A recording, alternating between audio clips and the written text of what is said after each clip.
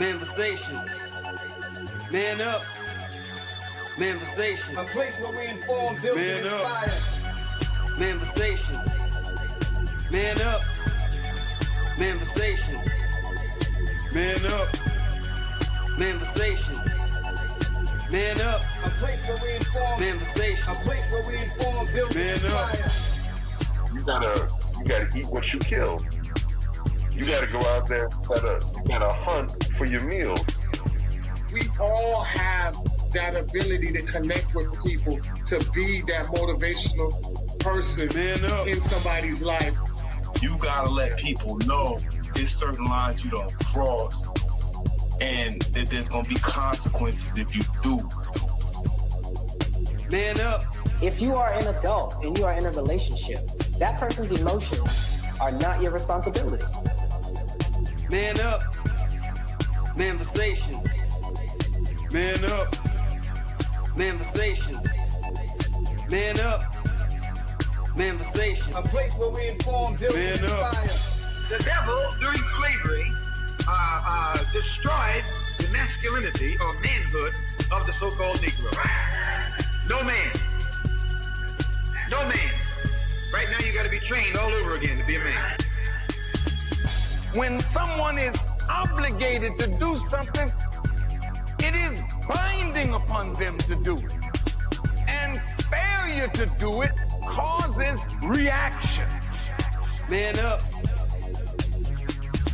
Position make you rich. I don't have that type of richness. My richness is life forever. If that people knew that glorious pop, if that people knew that glorious pop, if that people knew that glorious pop, then they would be more inclined to respect themselves. I'm not saying I'm going to rule the world or I'm going to change the world, but I guarantee that I will spark the brain that will change the world. And that's our job, is to spark somebody else watching us. A place where we inform, build, and inspire. Manifestation. Man up. Manifestation. Man up. Manifestation. Man up. A place where we inform. Manifestation. A place where we inform, build, and inspire. You want to tell me about yourself? Go get your friends. I'll tell you who you are based on who your friends are. Don't just live and die. That's an ugly existence. Make your life matter. Make your life count. Live a life where people can actually mourn you for the things you left behind, not just because you were around and existed. We need strong black nuclear family. Yes. That's what it is. Mother, father, son, daughter, all in the same house with a focus on the family unit as a whole. We had Tulsa, Atlanta, New Jersey, Detroit. We had Rosewood. We had Black Wall Streets all over. The Republicans aren't for us, but the Democrats aren't for us either. And we should have no alliance to any political party. We only have alliance to what is in our own best interest. A place where we inform, build, and inspire. Manifestation. Man up. Manifestation. Man up. Manifestation. Man up. A place where we inform. Manifestation. A place where we inform, build, and inspire.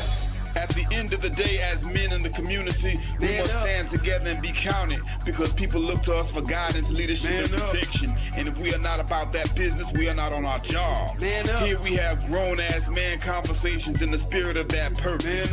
Anthony Malcolm, Bobby Drake, Major Gage. We are.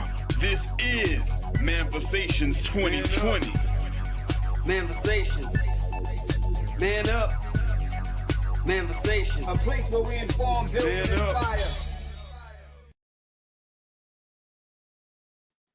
All right. Welcome to Manifestations 2020. We have our special guest joining us tonight. So glad that she's here with us. We were supposed to have her on our show last week. Unfortunate, sometimes things don't add up the way it falls. And sometimes that's just God's divine moment of placing people exactly when they need to be here. So tonight she is here. to drop her graces and her generous thoughts, and especially much needed thoughts during a time where a lot of men and women are pretty much running around shambled and trying to find themselves and trying to find the correct way that we can mesh together, build together, and rise up and conquer what we need to conquer against the masses and the agendas against us. So without any further ado, we will bring our guest to the stage. She's already here, Milah Renee, I Am Hotep. Thank you, Queen, for coming in and joining us and blessing us with grace and some great information. Thank y'all for having me. I appreciate it. Listen, I've heard the intro many, many times, but just sitting here backstage listening, that was a different effect. So, okay. That's what's up. That's what's up, sister. Much deserved. Much go ahead. Go ahead. No, go ahead, Major. Yeah, we're so glad to have you in the building, sister. Shout out to you. Thank you.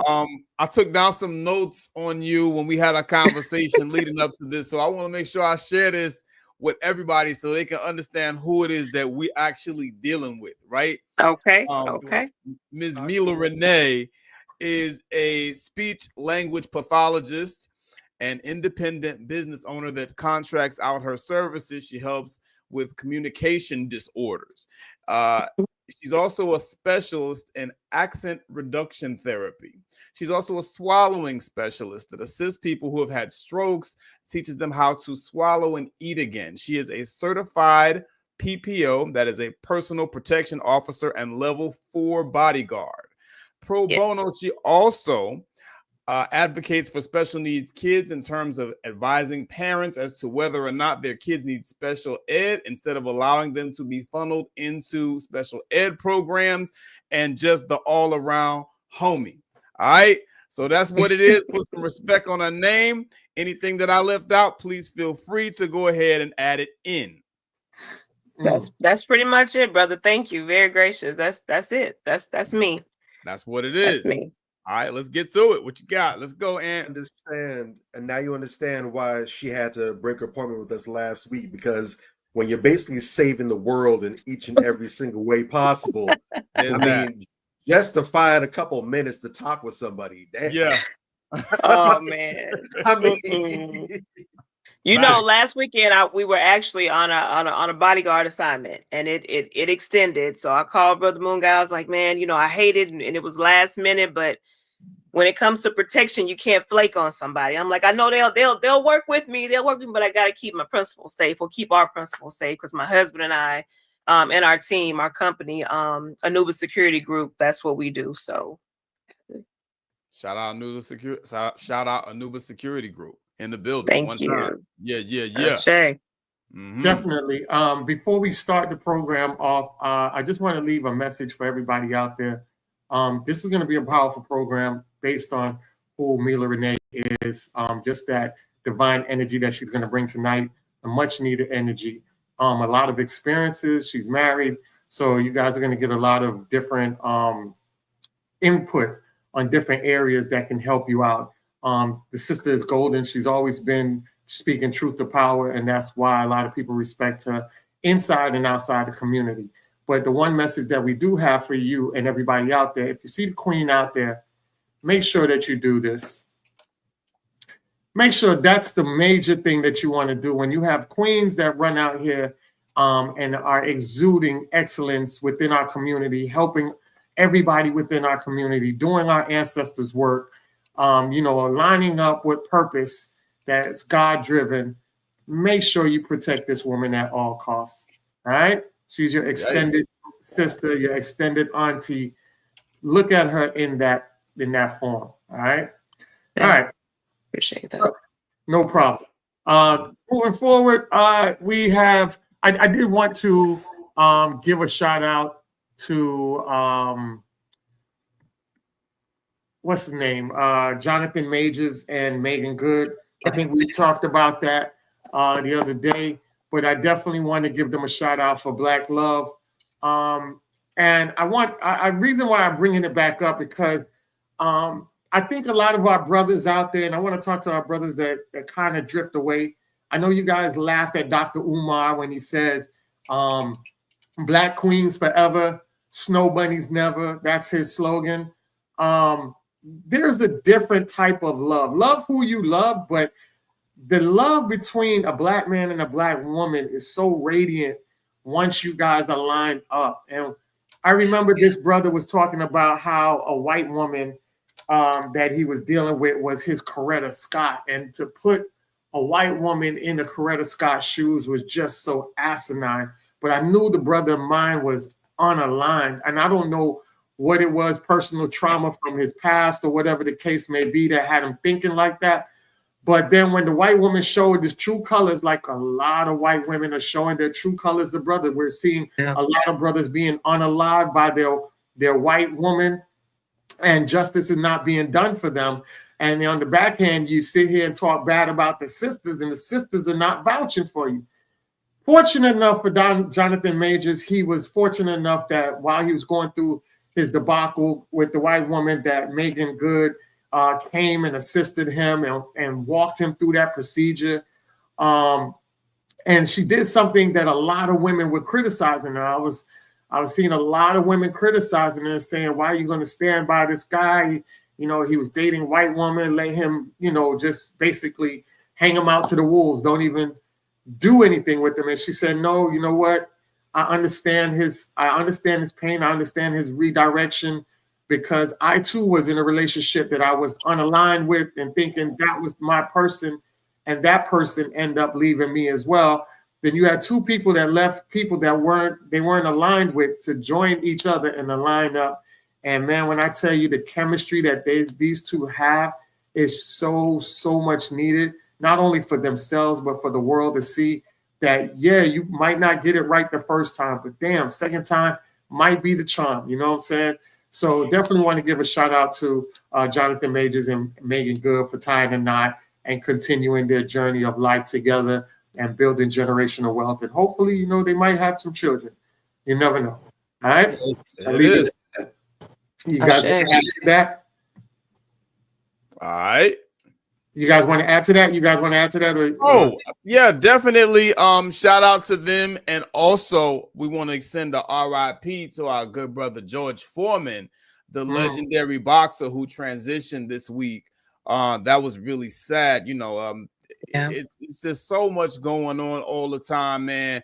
And, you know, I'm really particularly thankful to hear about the Megan Good and Jonathan Majors news in the midst of all these shenanigans that's going on just the past week with Black people and Black love and the lack thereof. And you got Kanye out here acting a fool, and you got this one out here. It's just crazy. I can't even keep track. You got Iman and Tiana Taylor going through it. Both of them out here cutting up. And it's just like, you know, it's like the calm within the storm, just to see some Black folks out here representing, you know, acting right, looking good, being royal.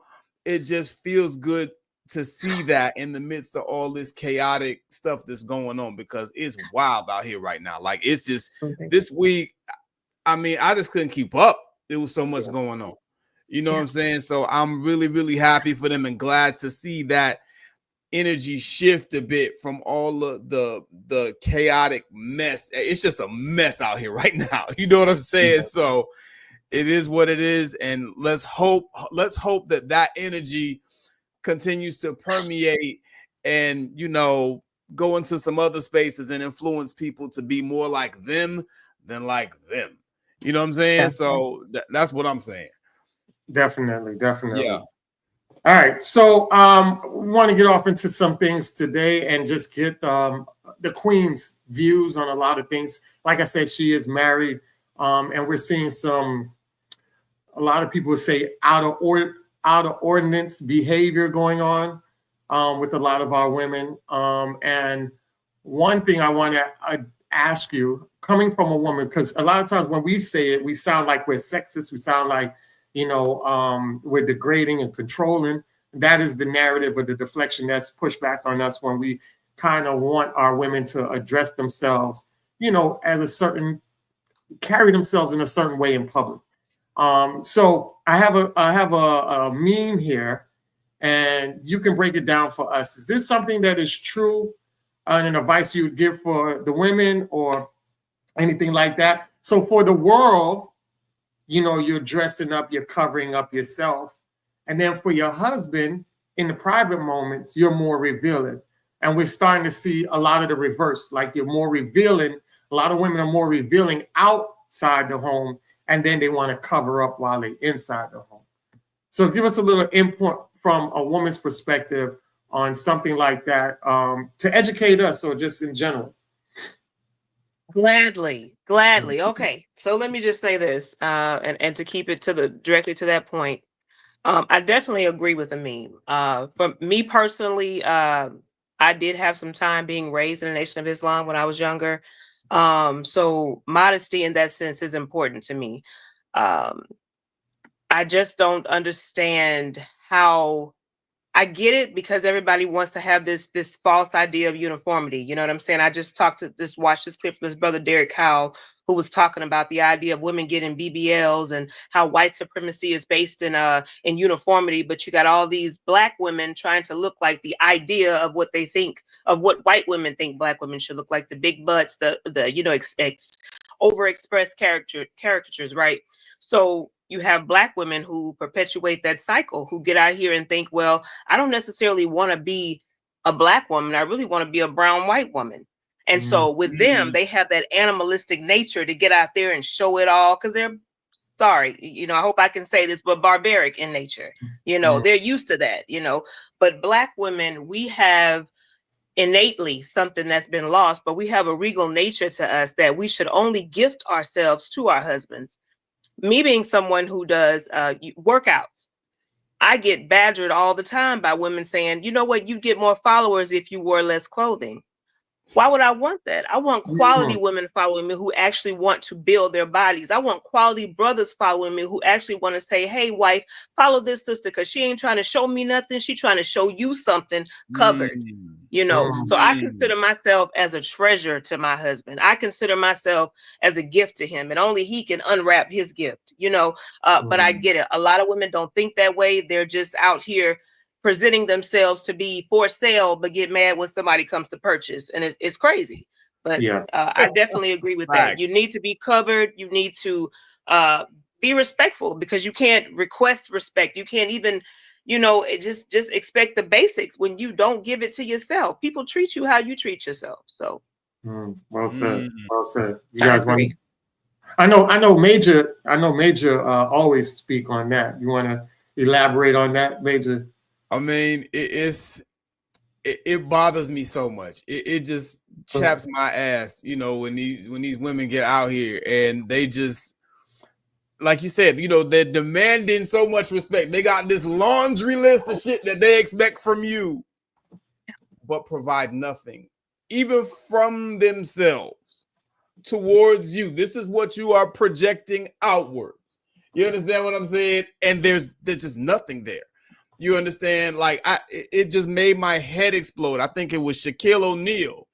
You know, Shaquille O'Neal, he's a little off. I got my issues with Shaquille O'Neal, but they're in reference to cooning more broadly. It's not, you know, any one thing. But when he made the comments about Meg Thee Stallion, about, he felt some kind of way and he stretched her out or whatever, you know, it's like, bro, we're talking about Meg Thee Stallion. What can he say about Meg Thee Stallion that Meg Thee Stallion ain't said about Meg Thee Stallion? You understand what I'm saying? So that's kind of where I'm at with it. You know, a lot of times women have this complaint about being objectified. However, when you present yourself as an object, what can you expect to be the outcome? The root word of objectification is object. You understand? And it makes my head explode. But this is where we are in this world of people who just kind of coddle women and don't hold them accountable for their bullshit. You know, it just is what it is. And of course, you know, when you as a man come and present a legitimate critique, of course, what happens? You get bars. That's right. I shout out to my man Anubis in the building. That's what's up. when you as a man come with a quality critique, that's justified, what are they going to say? Oh, you're sexist. Oh, you're misogynist. Oh, you're ... because she's a woman. And, I've had women that I actually respect who know better even suggest this type of bullshit to me, and that really just grinds my gears, because what happens is now we can't grow. You understand what I'm saying? I'm not saying this just because I want to be mean or attack women or I'm whistling in the wind. No, I'm saying this because if we as men and women are going to move together, operative word together, we're going to move forward together going forward, both of us have to come to the table and say, hey, we got some stuff we need to work on. We got the men. Hey, yeah, bro. They inbox me all the time, man. Yo, I need you. I need you to holler at me on this, man. I need to get better on this. Who can I listen to? Who can I read? What advice do you have? And they're coming to the table and owning their shit. The women, unfortunately, a lot of the times, and society will back them up, ain't nothing wrong with me. And you can hear the neck waving in their voice instead of just owning up to it and correcting the behavior. They'll do anything but that. Yeah. And that's an issue. So I'll park the Chevy with that. You know what I'm saying? It drives me crazy. Drake, do you want to add into that? Just to tap into backing up a little bit on the issue regarding the women dressing conservatively at home, but then wanting to put everything out there when they go out outside the household, whatever. Typically, you have two type of women that fall into that category of showing their goods to the world. You have the women that they keep it a buck, and it don't matter if they're in the house, out the house, on top of the house, underneath the house, if they're orbiting the house, they're gonna be half naked to fully naked. They're gonna get as naked as possible, plain and simple.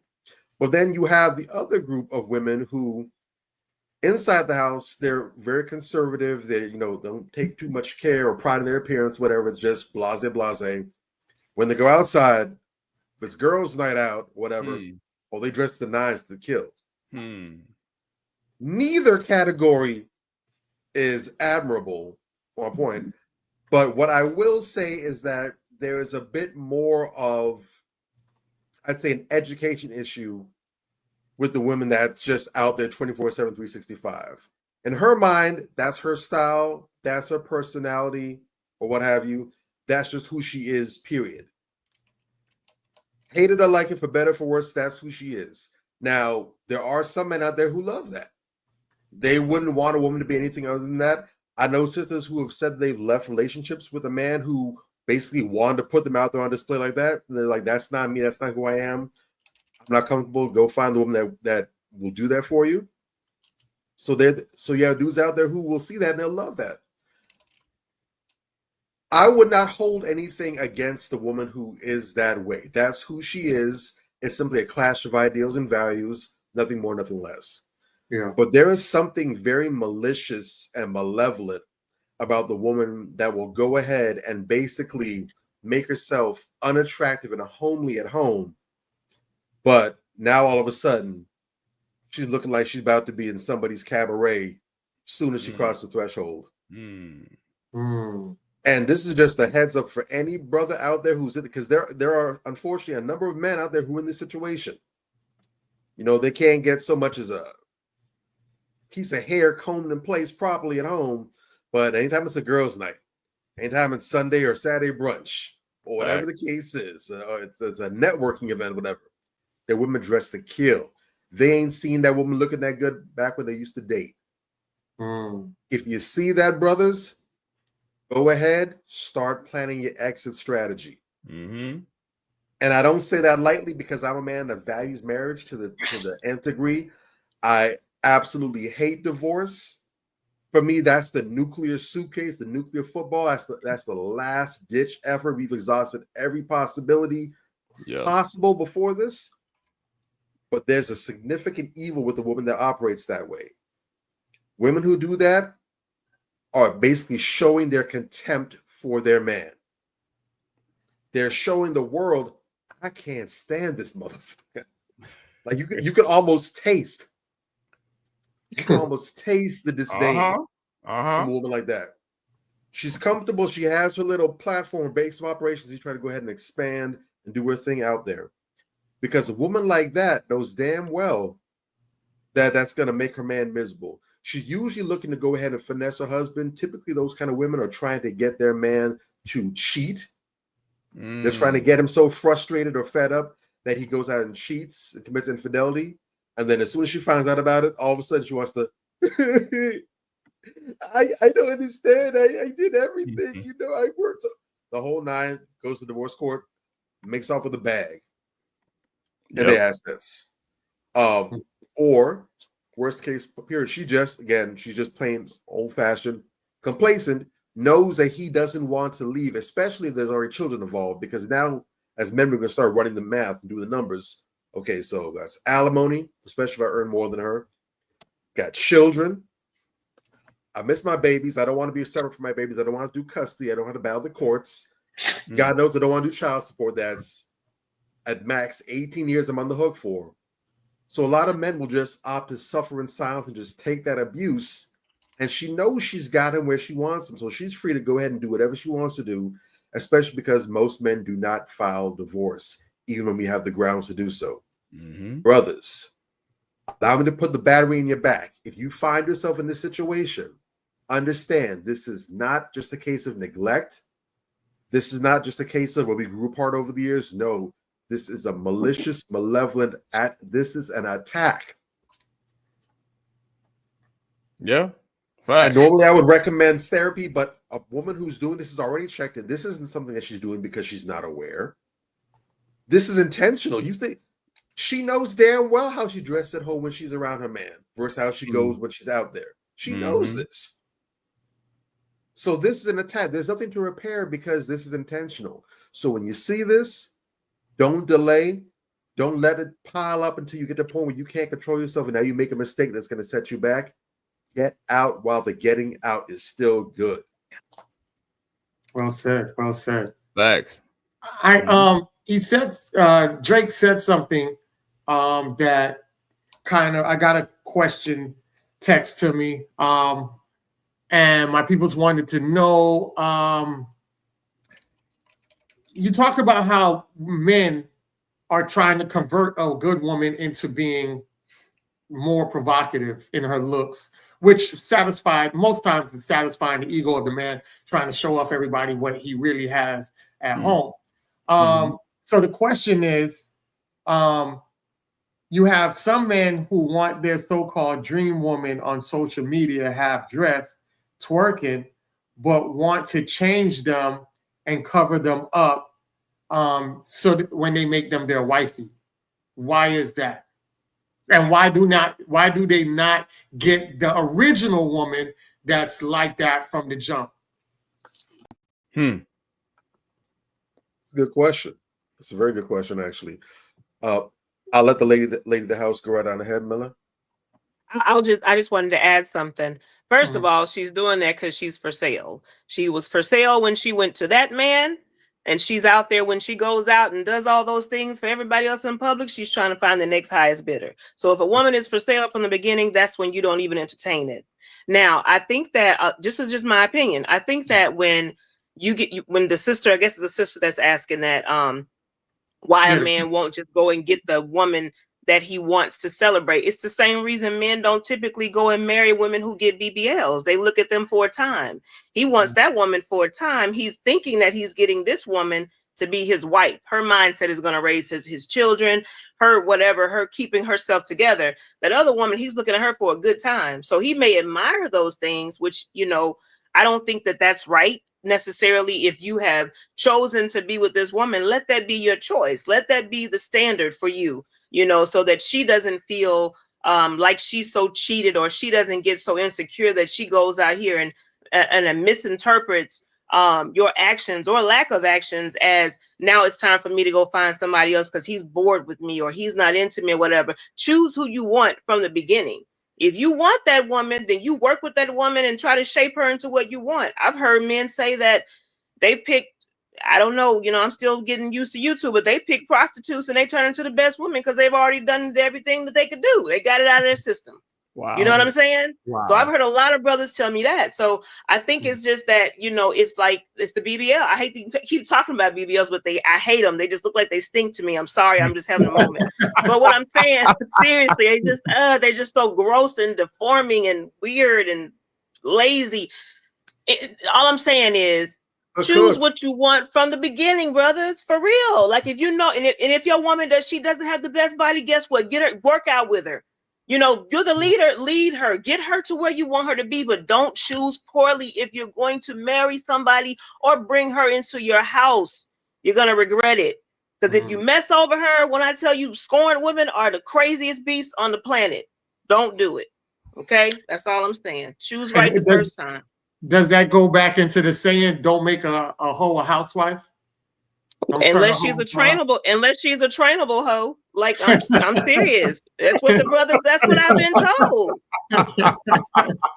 If she's exhausted all other possibilities, hey, free game. She ready to plant some seeds and plant some roots. Definitely. Yeah. Go ahead, Richard. You left no crumb. You left no crumbs, sis. I mean, goddamn. That's what I'm talking about, though. This is why I like Milah Renee, because she don't play. She don't pull no punches. She ain't playing with the topic.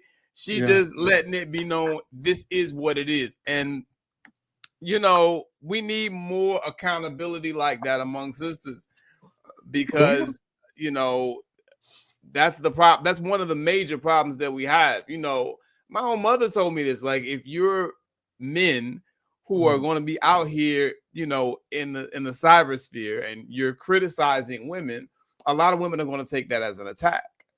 And accountability is not an attack, and this is how we all grow. To answer that question, I mean, I can't really fathom it, but I would have to agree with what Milah is saying. That's just not a very mature man. I mean, at the end of the day, men generally right now are having an issue more broadly approaching women at all, and it just stands to reason why, okay, you might pick the low-hanging fruit because it's easier to get to at the end of the day. And a lot of us don't want to say that out loud. People that know me know I don't give a fuck. Okay, I offended you. You'll be all right. Nobody ever died from being offended. But I'm just saying, this is what it is. This is where we are. And, the accountability has to be on brothers at some level, for making these type of choices. And Kanye is the first person that pops in my mind when I make these type of distinctions, and I talk about these type of things. Like, Kanye is just the gift that keeps on giving. Somebody I think I was listening to. Who was I listening to earlier today? Might have been Crimson Cure. No, Sabby Sabs. Sabby Sabs is my favorite podcast. If you're not listening to Sabby Sabs, do you listen to that sister, Milah? She is sharp as a razor. That sister is nasty. And she was talking today about Kanye, and she's like, you out here acting like, this is some revelation when she does all these crazy things. You met her like that. And you wifed her like that. You a high value man who, should be able to get a better choice of woman. You should be able to get a better quality woman by all measures. Nigga, you lazy. You know what I'm saying? Or you just a straight up pervert, because you hear what Iggy Azalea said. And I tend to believe everything this woman is saying, because he comes off as just a creepy bastard like that. He just comes off that way. The type of person who can say these type of things, he just kind of comes off like, okay, what she's saying is probably true. So this is the tangled web that we weave as men. And that's a very good question by that sister. Like, okay, well, why? And you can even broaden the question, why is it? And I had to learn this myself, as I got more mature. You have some women you give hoe attention, and you have some women you give wife attention. My issue is we give entirely too much time and resources and energy to the women that we give whole attention to. You know, and some of y'all might not catch that until you had a few mango seasons under your belt.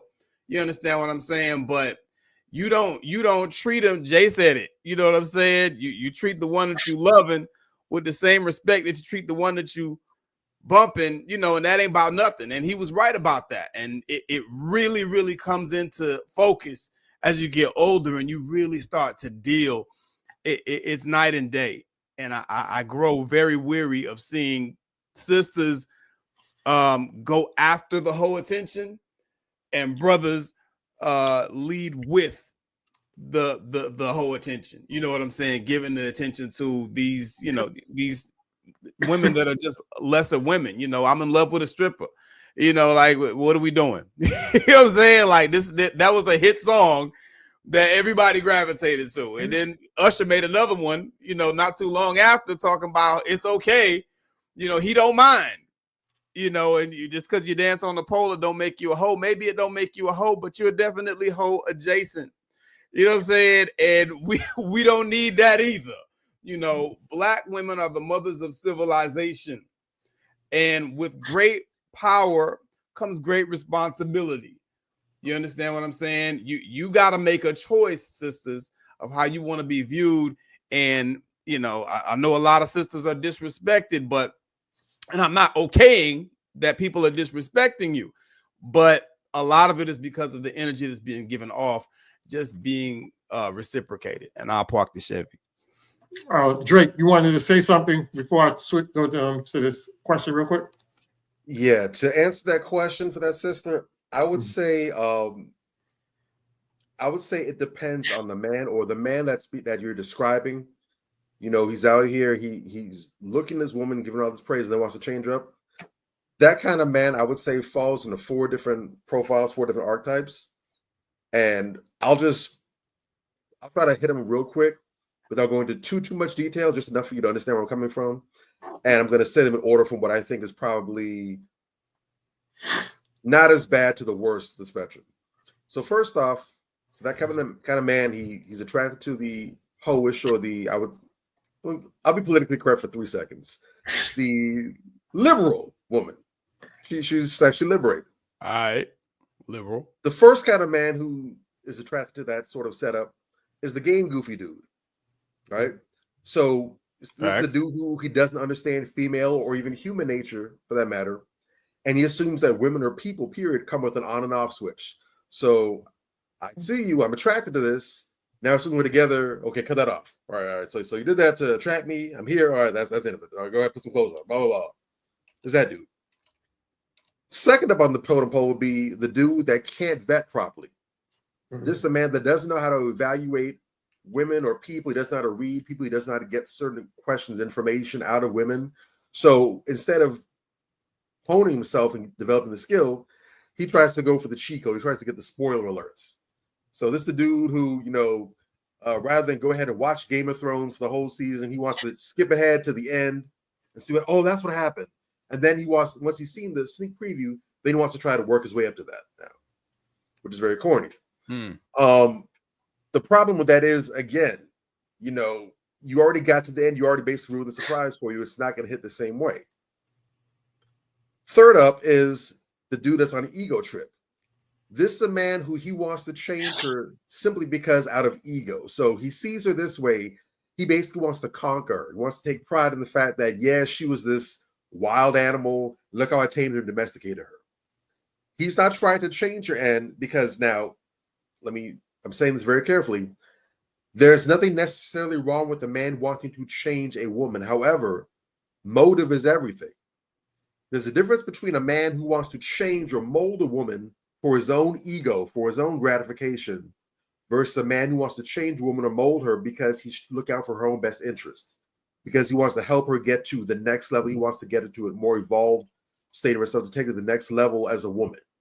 There's a big difference. Facts. The man on the latter category, he wants to see her better, and he's going to make decisions for her or lead her to a certain place because he sees something in her and he wants to bring that out of her. He wants to bring her to that next level. The ego trip dude, he'll basically lead it to hell and leave it right there just so we can say, ha, been there, done that. Those men also usually aren't for committing. So he'll stick around as long as it takes to basically break her. And then once that's done, he's off to the next conquest. And then the last but not least, the worst of these options, I would say, is the man who lacks sexual discipline. Now, this is the brother. He sees her. She appeals to his lower base urges. His eyes are basically running the whole show. He sees what he sees. He likes that, and he's ready to go with that no matter what. Even if he knows that this is not the kind of woman that is best for building a family with or building a future with, it doesn't matter because he's thinking with his other brain. Now, the reason why I have this man listed as worse than the dudes on the ego trip is because the dude on the ego trip, he's fully in control of himself. There's always the possibility that later on down the line he matures or he has a come to Jesus moments and decide, you know what, I need to get up off that and he leave that behind.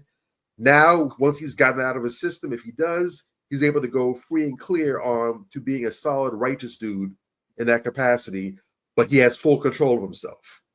You're not going to wishy-washy him or pull him off to the side or whatever. But the dude that lacks discipline, he is a forever victim. Anybody and everybody can have their way with him. You can't leave that man for 3 seconds in the mall by himself because you come back, he's going to be ogling somebody else, getting somebody's phone number. As a woman, you can never be safe with this man. He will always have you out here in danger because he's introducing new threats to you nonstop. All facts. All facts. Yeah. Definitely. All right. Yeah, man. Definitely. So I want to ask the queen this question right here. How does a woman operating out of her divine femininity by exuding a lot of masculinity, whether it was due to a quote unquote lack of man or just being around, being in a single mother or single state for a long time and being conditioned that way? What are some techniques or practices that a woman can do to reel herself back into her divine femininity? You know, I can say people have brought that, excuse me, that conversation up in different groups that I've been in, or especially women's groups. And Mother Inaya has a beautiful sister circle. Hey, I just want to shout that out if anybody's interested. I'll talk about it later. But she has a beautiful sister circle every quarter where we kind of discuss things like this. And I'll be honest with you, a lot of it to me is excusal language. It is, I don't want to accept my duty.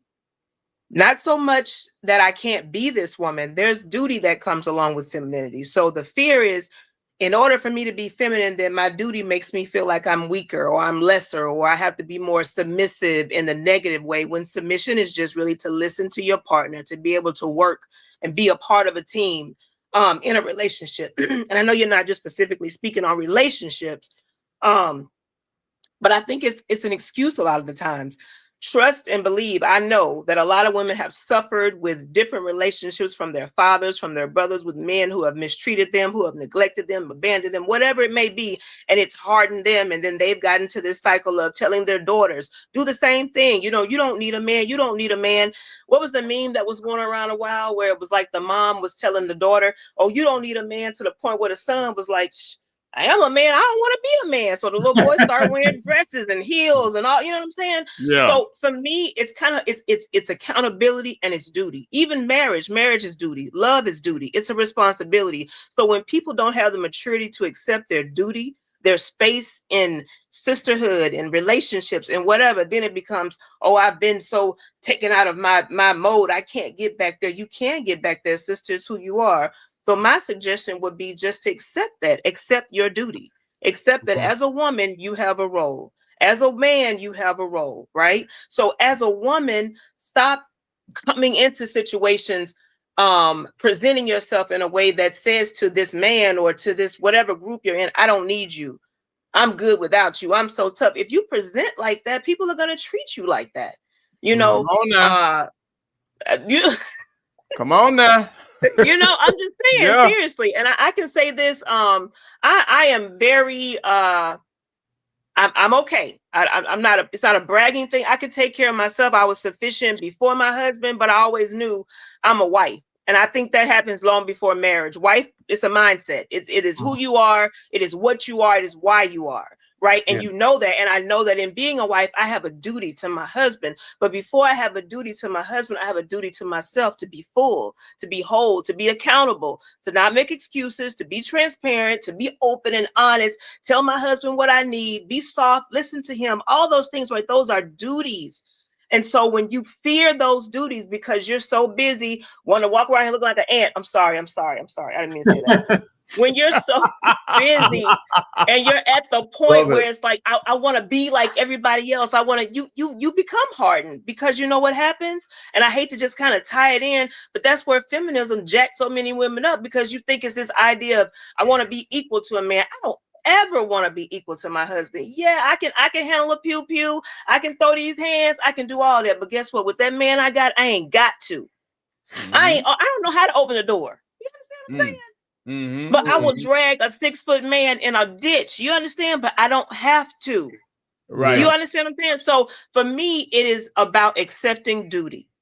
There's no excuse. You can go through anything that you go through in life, sister. You have a choice to make. I always say adults do not make mistakes. You make choices. And when the outcome of that choice isn't favorable to what you want, it's oops, I made a mistake. It's the same thing with your femininity.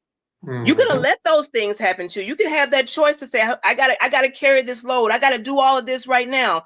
But if that man comes in and he's doing it, don't give him attitude. Don't, let that go. Accept that, okay, if I want this, there's a duty that comes along with this position, with this relationship, with this friendship, whatever it is. So to me, it comes down to duty, accountability, and just being honest with yourself.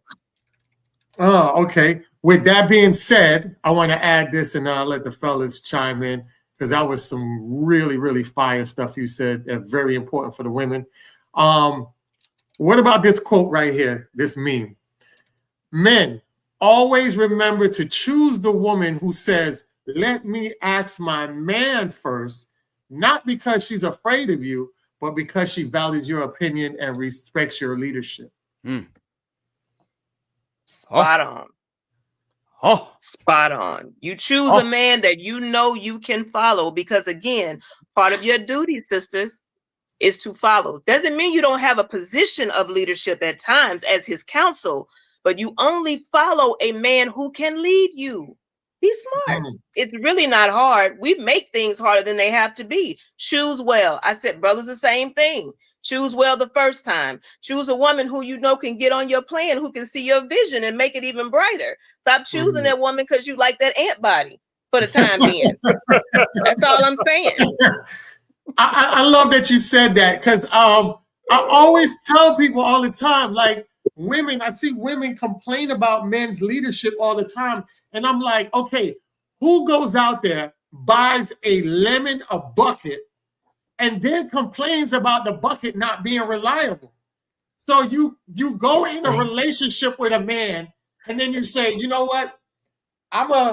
Until he learns how to lead, I'm not gonna follow his leadership. But you already signed the contract to be his girlfriend. Like, that is so backwards. If the leadership should exude way before you engage with that man on that level. Yes. Let me jump in on that, because that's my pet peeve, man. That gets under my skin. That grinds my gears. You dig? I hear this all the time. I still hear this once or twice a week, just like I still hear this whole 50-50 shit once or twice a week. You understand what I'm saying? And I the ant body is hilarious. I think they're shaped like wisdom teeth now. Like, they have the wisdom tooth shape. That's what I call it. But okay, whatever. It's disproportionate. Like, I don't know who they're trying to impress with these bodies, because, like, I talk to all types of people, right? And I try to give them game without hurting their feelings too much. You know what I'm saying? Because what they don't realize, and this was the significance of Kevin Samuels. Kevin Samuels was a little harsh. I'm not gonna act like he wasn't. He was a little harsh, but the problem, the significance of Kevin Samuels is that Kevin Samuels said the quiet part out loud. And his main point, basically to every argument he was making, is, most women want this pie in the sky ass dude, right? But does that dude want you? And when you see him running around with these ant bodies shaped like a whole wisdom tooth and all that shit, there are no quality men, for the most part, who are going out looking for women who look like that. And he hasn't even spoken to you yet. He's just looking at you. And it's like, oh God, like, you know what I'm saying? I wish women would understand, the difference between the types of attention. We got to do a whole show on types of attention, because unfortunately, a lot of sisters assume that all attention is good attention, and it's not. You know what I'm saying? And this is the trap that a lot of sisters fall into. They feel like, oh, they got an Instagram page and they got people hitting up their inbox all the time, and ooh, I'm that bitch. Not my words, theirs. You understand what I'm saying? I'm that bitch. And a lot is to be said about the way that you refer to yourself, first off. And a lot is to be said additionally about your perception of the type of stimulus that you're creating, and the results that are likely to come about from that. And I see that that's where most sisters are failing. That's where even a lot of brothers are failing on the flip side.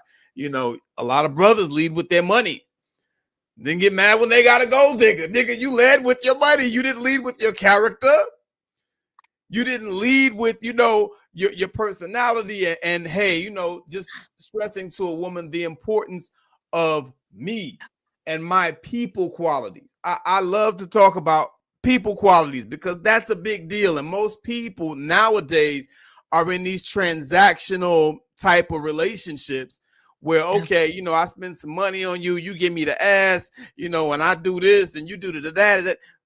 And that's where we lose ourselves. You've lost your soul when you deal with people on a transactional basis.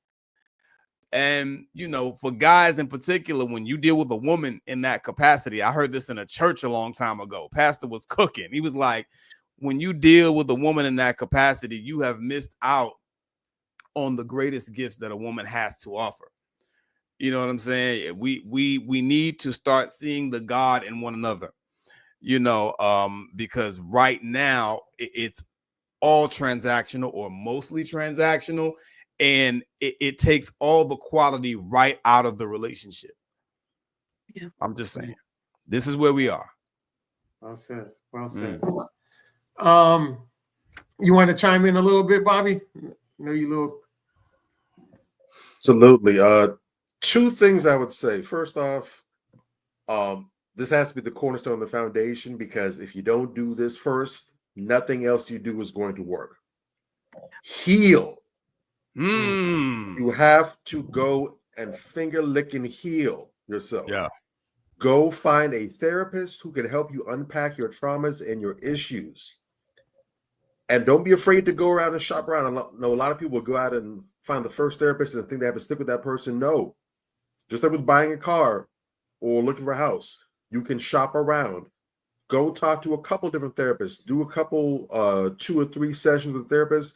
Most therapists, I believe, will allow you to do 1 or 2 sessions with them for free to see if it's a good fit.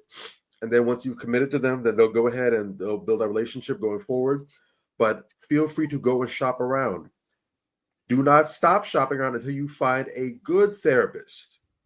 Well, Bobby, what's a good therapist? I'm glad you asked. A good therapist is one who is not going to pat you on your back and, there, it's okay, I know. Oh, it's been so, but that's not what a good now, a good therapist could do that, but that's not the core of what they're going to do. A good therapist is also not going to be one. Now, this is what's going to kind of really rustle a few jimmies, and that's fine. A good therapist is also not one that you can manipulate and play games with. And you can kind of just string them along. No. Your therapist should be able to go ahead and see through you and your bullshit. A good therapist is one that is going to not necessarily make you uncomfortable. I know some people will say that, but a good therapist rather is one who's going to help to promote and push you and get you to go outside of your comfort zone. Because you cannot heal in your comfort zone. That's not possible. If you ever broken, if you ever cut yourself, what's the first thing they did first day? They went and got some sanitizer. They went and got some ointment. They put it on. Usually it stings, it burns. Some alcohol, whatever. Or they have to go and do stitches. Or if you break a bone, they have to go ahead and reset it. It hurts. Healing is painful at first. But you have to hurt a little bit up front to go ahead and heal permanently for the long run. So a good therapist is going to push you out of your comfort zone. They're going to help you leave your comfort zone. And they're going to challenge you. They're going to give you assignments. They're going to have difficult conversations with you that are going to be agonizing and difficult, but it's going to get you to where you need to go. That's what's going to help you heal and become the best version of yourself. That's the first thing. The second thing you need to do is you need to go and find mentorship. Now, a lot of men and women alike, it's not just one or the other. A lot of men and women have some real issues with this, which I think is crazy. We'll go and get professional mentorship, but we won't go and get mentorship for relationships, for parenting. We feel like these things are just supposed to be natural and innate, and we don't want anyone to tell us how to raise our children. We don't want anyone to tell me how to be a wife, how to be a husband, how to be. We don't want to hear that. Get over yourself. You're not that important. Go find a decent mentor. As a woman, your mentor should be a married woman, preferably older, but you do have some solid wise sisters who aren't that age. Milah is an ancient, and she's got plenty of wisdom, plenty of game right then and there. So, perfect example.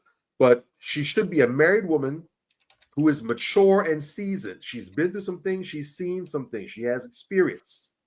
Her household is happy. Her husband is happy. Her children, if they have any, they're happy. And she has results. You look at her life, you look at her family, and you see that she has results. And then most important of all, the advice and the insight and the game that she gives you works. You have some people who might have the results you want, but they're not good teachers. They're not good instructors. And that's fine. That's not a bad knock on them, but they're just not capable to go ahead and teach you. You need someone who has both, not one or the other. So they need to have the results that you're looking for, and they need to be able to give you the game on how to get to those results for yourself.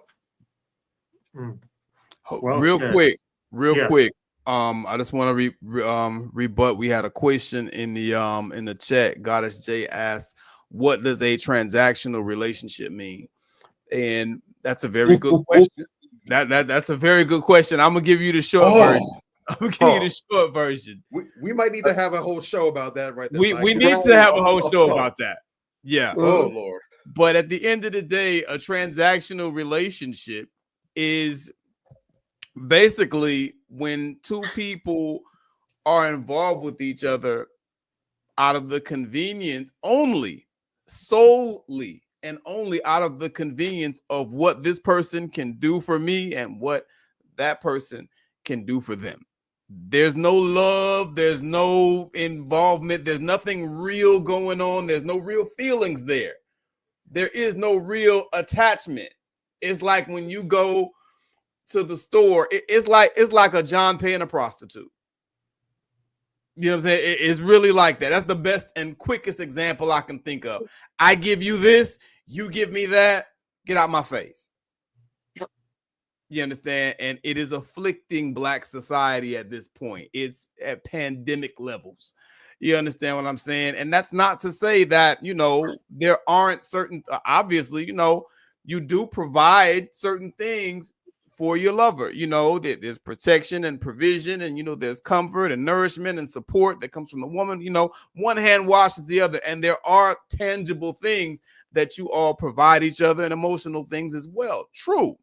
But when you're solely there for that purpose and you're using someone, basically, you're using someone, you're not loving anyone, you're not trying to interact with anyone or build any genuine type of bond, you're just using someone. And, you know, at the end of the day, you're supposed to love people and use things, not use people and love things. And that's where we are right now. Exactly.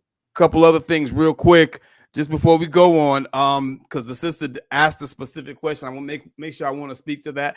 I can't answer it like Milah can answer it, but I have had sisters hit me up and ask me that same question, like, damn, I want to be a better woman, basically. How do I do it? And I'm like, well, I can't really tell you, but I've actually sent some sisters to Milah. Follow sisters like Milah. And I've asked Milah, okay, I think there was a sister in the nation that you had recommended, right? That I told the sister to follow. It was some time ago, but I think it was a sister in the nation. But I mean, you know, the short answer to me is, like Bobby was alluding to, you know, for anybody, like you listen to someone who's tried and proven in that regard of where you're trying to go. You know what I'm saying? Like I always send, you know, sisters to somebody like Milah, somebody like what's the other sister, Mona Lisa. You know, I will send sisters to somebody, you know, to, if they're not the person, they'll refer them to the person to follow, you know, suggest reading materials for them, people you can listen to, you know, online. There are a whole bunch of sisters out here coaching femininity. And I think a lot of them are some very powerful sisters. And as far as the last thing I want to address real quick, when you start talking about therapy, Bobby was talking about therapy and what's a good therapist. I just want to put this out there. Not Shabri Rawls. Whoever you select, do not select Shabri Rawls. Don't do that to yourself. And this other one too, Cheyenne Bryant. We're gonna take her off the list too. Unfortunately, there are a few therapists that have come out here and just made absolute fools of themselves. And you gotta really, really, really be mindful, because I like the suggestion that Bobby's given to see a therapist, but like he points out too, you can go see a therapist and things can go way left. You leave worse than you came. It's very unfortunate, but there are a lot of predatory therapists out here. I'll park the Chevy. All right. So, I know we got limited time, so I'm trying to see if I can get some great knowledge about the queen while we have her here. One. Go ahead. No, go ahead. Yes. I just want to add this one thing to what both you brothers were just saying, and Sis Joy, that's one of my Anubis sisters. But I want to say this: everything that Brother Moongas said is correct. With that's just what it is, you know. I saw Rose's comment. That was funny. It's a little bit more than that, but yeah, you know what I'm saying. Yeah. I also want to say this. Just want to add this to it. Women, as far as being used, I know there are women who do seek men out to be used, to be comfortable or whatever. But you also want to make sure that you are choosing someone who is useful within the relationship. The purpose is building. You can't build with somebody who's coming there with no tools, who's coming there with nothing. So be useful. You know, do the work on yourself. As Brother Bobby said, get out there and get therapy, because it's and don't get somebody that's going to coddle you. For myself personally, even, you know, when I was single, even when I was in a pretend relationship, we ain't going to talk about that. That don't matter. My husband was my first, my last, my everything, and period. Okay. So what I'm saying, no, seriously, I really, really want to be so serious about this, sisters, because so many sisters go into relationships with men and they're like, take what I can get from him. You need to be useful too. It doesn't mean that men want you to come in with money, because they don't need that. They're not looking for you to finance their lives unless he's a pimp. Then of course that's just what he does. It's his nature. But a man is not looking for that, because it's his nature to provide, all those things. Men want to do that. They get excited by it. I'm being so serious. I can remember seeing my dad come home, and one of the most exciting things for him was just knowing that everything was covered. My mom was a housewife. My mother never worked a day in her life. You know, so for me growing up, I thought that was a beautiful thing. But at the same time, I said, I never want to do that, because I want to be able to help more. But when I got older, I realized, wow, mom was very useful. My daddy never had to cook a meal. My daddy never had to worry about a button missing off his shirt. He never had to worry about his home not being clean. He could bring anybody anytime, you know. So be useful. Don't just come in there being lazy in a transactional way, like give me, and thinking that what you got between your legs is something special. Every woman got it. Every woman got it. So just be useful. That's it. Facts. That's all. Real facts. I just got a question that came in. And it says, this question is for Milah. She seems very knowledgeable, and I would love her very valid opinion on this. How do you deal with a single friend who throws shade and thinks you're deserted them because you're in a healthy relationship and don't converse with them as much anymore?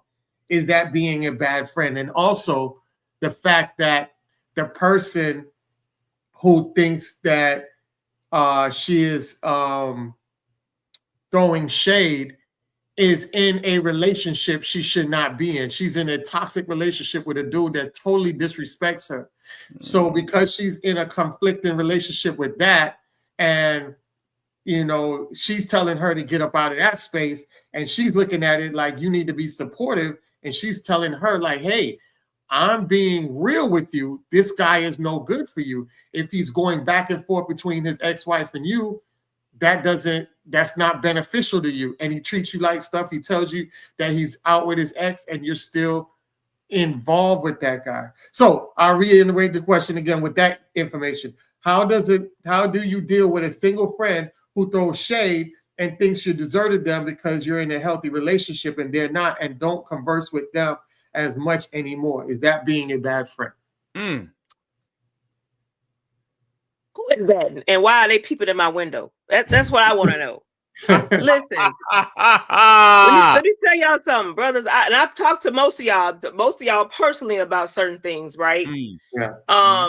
First of all, that's not a friend. Your friends are always going to be happy to see you grow, and they're going to take your growth as a cue or an indication that if it's a true friend, man, she can do it. We maybe come from the same space or had the same experience. I can do it too.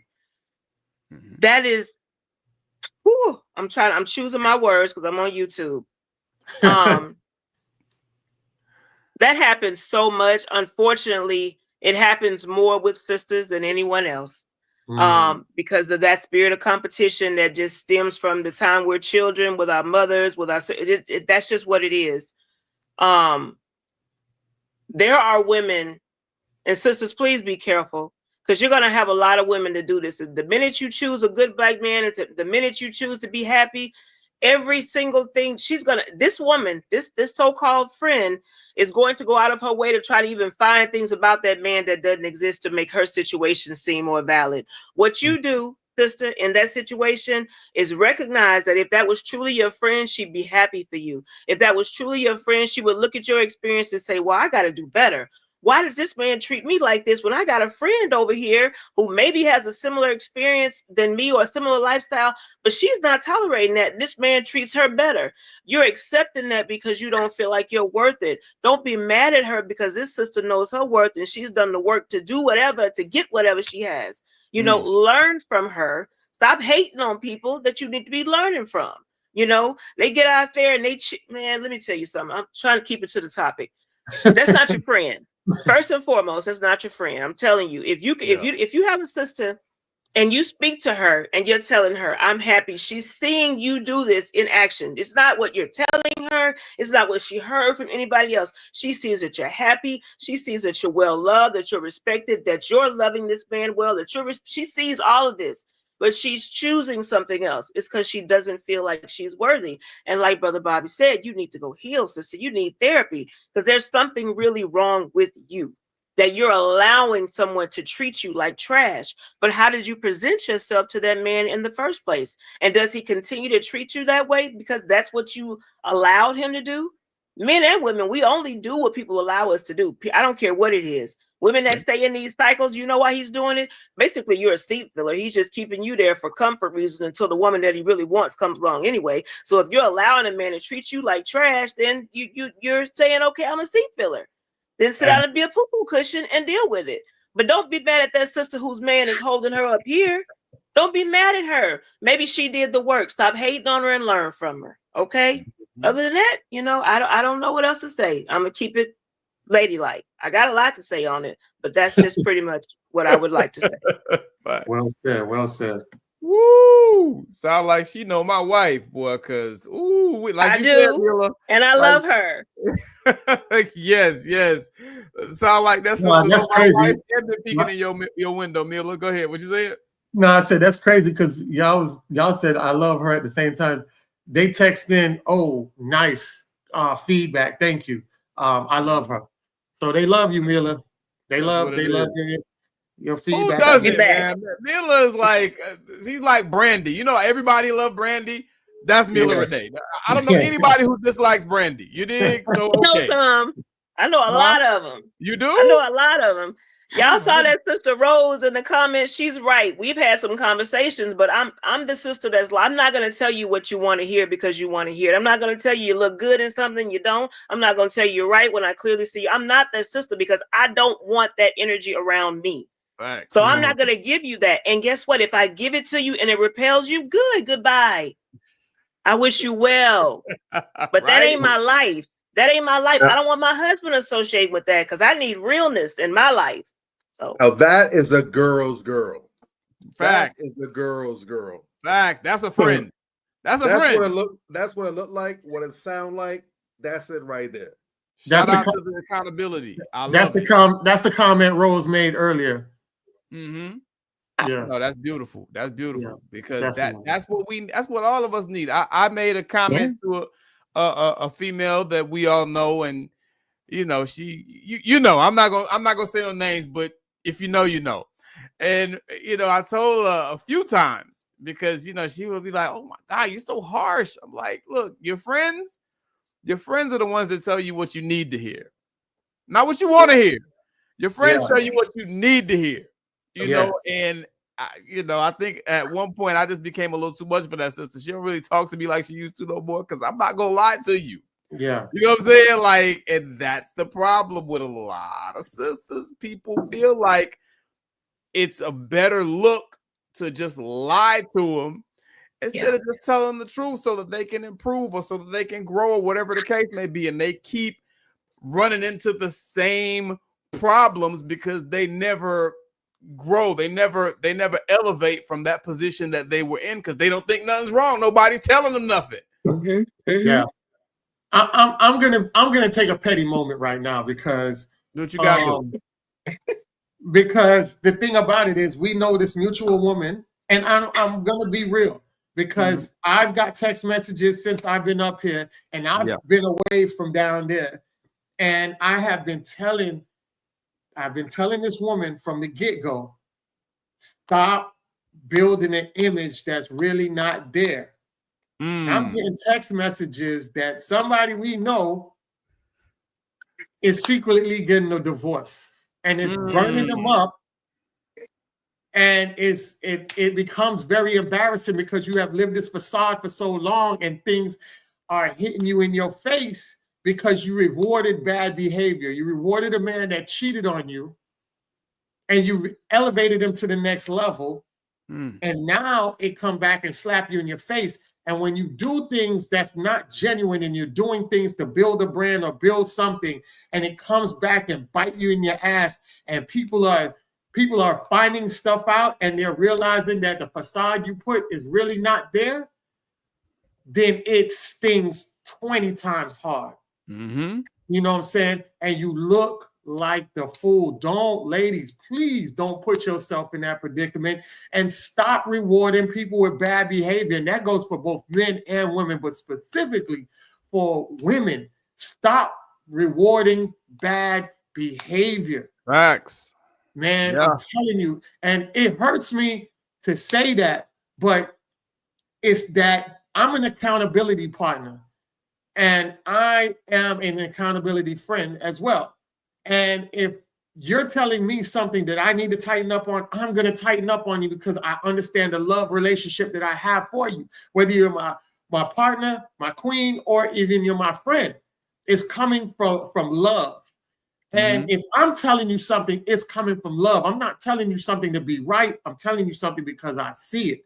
And I have another friend that guy ended up getting a divorce and her whole life is shattered behind it. But I told her, you should leave this man before that. And she rewarded him with bad behavior and elevated and took that marriage to the next level. And then she got a divorce.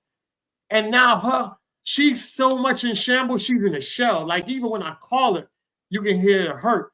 If you look at her social media, she was quiet before. There's 24 memes of hurtness in the story. You gotta tap the story to go through 24 just to get to the next person's story. Damn. And I'm like, yo, you queens, y'all damaging yourselves. Please stop letting these guys smooth talk you, the manipulators, these narcissist men. If you're a healed woman and you're a healed man, you can walk away and avoid these people. But if you're not healed, those words come in like soothing, soft lullabies, and you come and get sucked in and get damaged. So I'm telling y'all, walk away, heal yourself so you avoid it. If you're in it, walk away. Stop promoting bad behavior. And I'll land my plane on that. That's when they decide to be that poo-poo cushion. That's what I'm saying. Men will use you as a seat filler I'm serious, bros. Y'all know that for the longest time. I have brothers. I wasn't raised with my sisters. I rode dirt bikes. You know, I was that. Listen, I've seen my brothers run through women, and I've seen them meet a girl that they was like, in 2 weeks, I love her. You know what I'm saying? And been with her forever. But so when you do that, I'm telling you, I can't stress it enough. And I say this so much to so many sisters I see going through that situation that we all know about, going through the same thing right now, putting on facades on social media and knowing you crying yourself to sleep every night. Sis, if he loved you, he wouldn't put you through that. But if you loved yourself, you wouldn't put yourself through it. Stop being a poo-poo cushion. Come on now. He does not want you. That's it. I'm just saying, men know. Men know better than we know. They say women know that they see a man, she knows she'll sleep with him. How low is that? Like, I don't subscribe to that, but that's the saying. Oh, well, she knows when she meets a man if she'll ever sleep with him. Oh, and a man knows if he'll ever marry her. Okay, which choice is greater? Seriously, let's think about that. Which one holds the most power? It's not cute that you know you'll sleep with this man when he ain't really thinking about you. He'll sleep with anybody if you let him. If he's bored and the lights, if it's dark enough in the room. That ain't no prize. You ain't win nothing. I'm saying, but some of y'all will sit there and y'all will pour everything. You do what Brother Moon guy said. You leave with money. You leave with all these masculine things, and you know what he's thinking. Well, if she want to make me a boy princess, I'm gonna be a boy princess for a little while, and I'm gonna use her and get built up to where I want to be, and I'm gonna go out there and be the king for this next woman. Quit being stupid. Come on now. That's Come it. on now. And see, this is the problem. These people with these pretentious, put on ass personalities, you know what I'm saying, where you meet their representative for the first 3 to 6 months that you know them. That's why, you know, this book that I was working on it today, my book about vetting. It's called The Relationship Book of Questions. And it's so important that we ask the right questions and do the proper vetting, because people will totally just put on a mask and, you know, gallivant about as this thing that they think you want. And often they're right, you know, because unfortunately a lot of us just kind of want the same thing. You know, we want this pie in the sky ass person to check all the boxes, right? And it's really easy if you're manipulative enough to pretend to be that. It's real easy. I remember back in the days, I was at work and, you know, I'm just overhearing conversations, and, you know, this girl who used to like me, I'm listening to her, and I never talked to her, but like, I got the confirmation of why I never talked to her from listening to her talk all the time.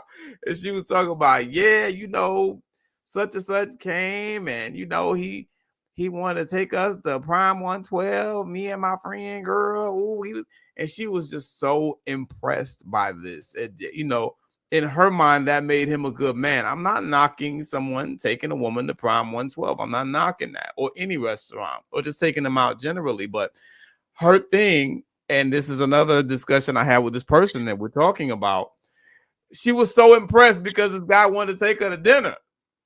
And often I see women get so caught up in that they don't focus on any of the actual personable qualities that this man may or may not have. Oh, he got a Benz, girl. Oh, he taking me to dinner, girl. I'm gonna be on IG. I'm gonna be flossing. I'm gonna be it.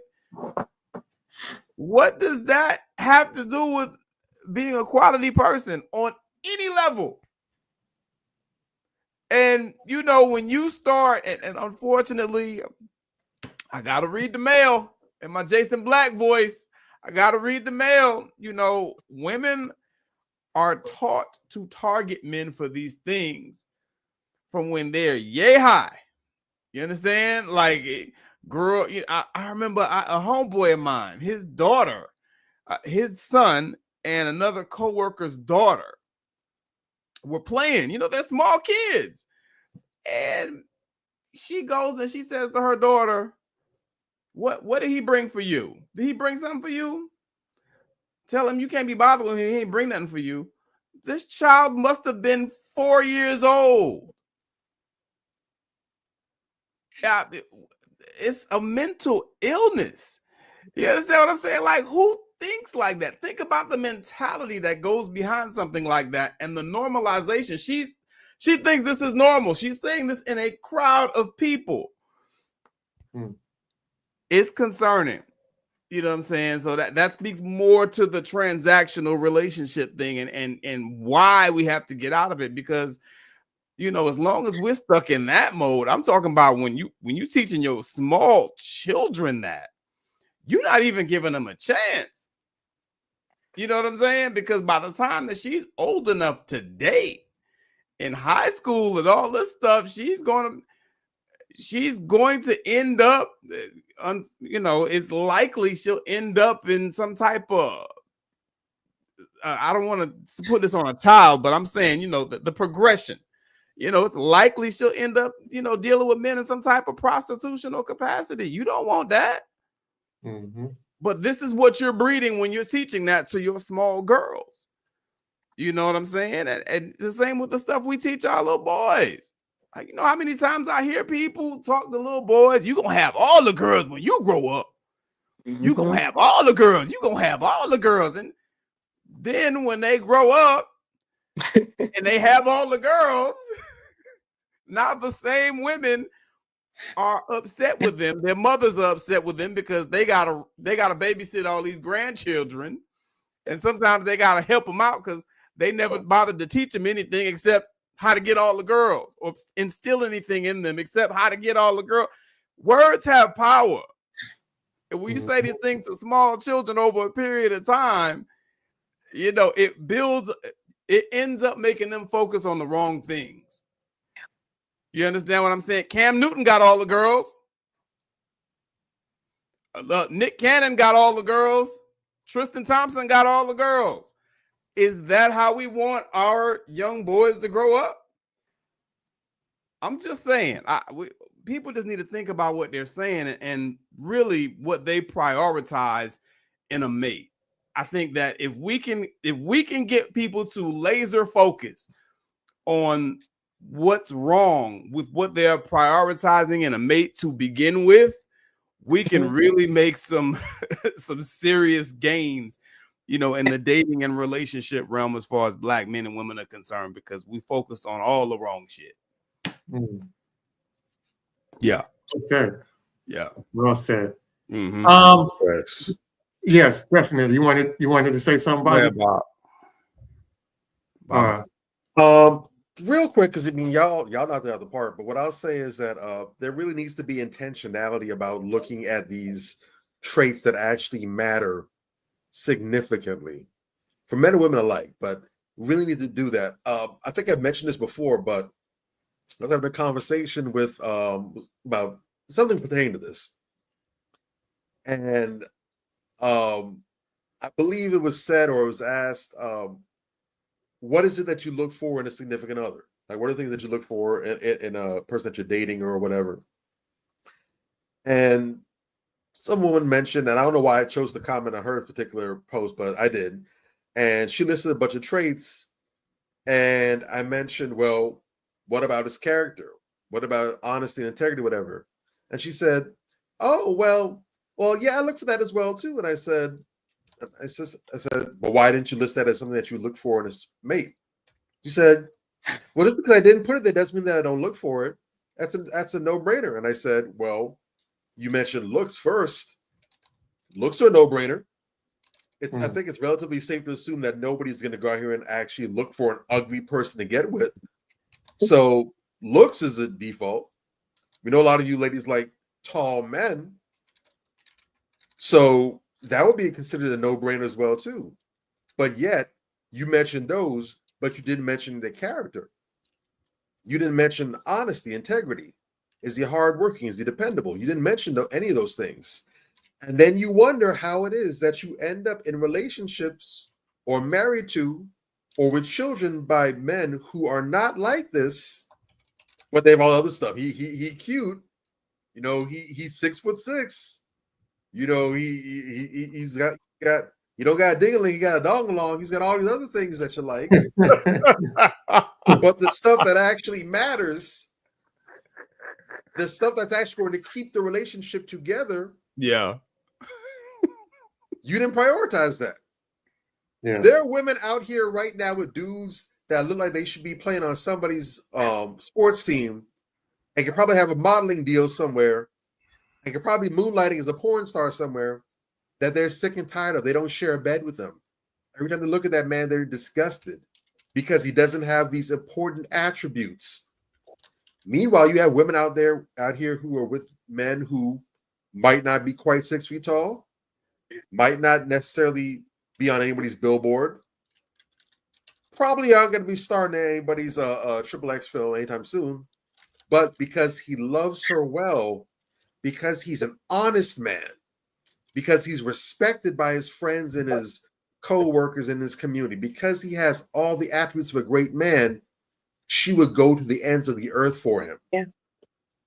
And it's possible to have both. Don't say that you have to pick one or the other, or I can either choose to have a handsome man or have an honest man. No one say you gotta do that. But the core of what you're looking for should not be the aesthetics. And I'm only mentioning a woman because there was a woman I was talking to about this, and I see this most commonly for women, but the same goes true for us men as well. The old adage goes, for every fine woman, there's a dude that's tired of boning her. Bad chicks get cheated on every single day. Bad chicks get divorced all the time. It don't matter if their rear end is authentic or if it's a Bug's Life ant body. Shout out to Miller Renee on that one. It don't matter. They still getting left. Yeah. So the things that we value, and again, no one's saying you shouldn't look for these things, but what makes it to the top of your list should not be these things that can wear away, that can fade, that don't have any significant value beyond the first 15 minutes. All right, so we got to get our minds right and stop giving our lower natures, our base urges, our eyeballs, all this responsibility for something that they weren't designed for. So we got to be smarter about this. So there's, it's 2025. There's too many of these horror stories that are basically rinse, wash, and repeat. How many times you see the goddamn movie before you start quoting the lines in your sleep? Like, and he goes to the bar. Yeah, all right. At some point, we've got to be smarter than this. We have got to be smarter than this. If for no other reason, then just repetition.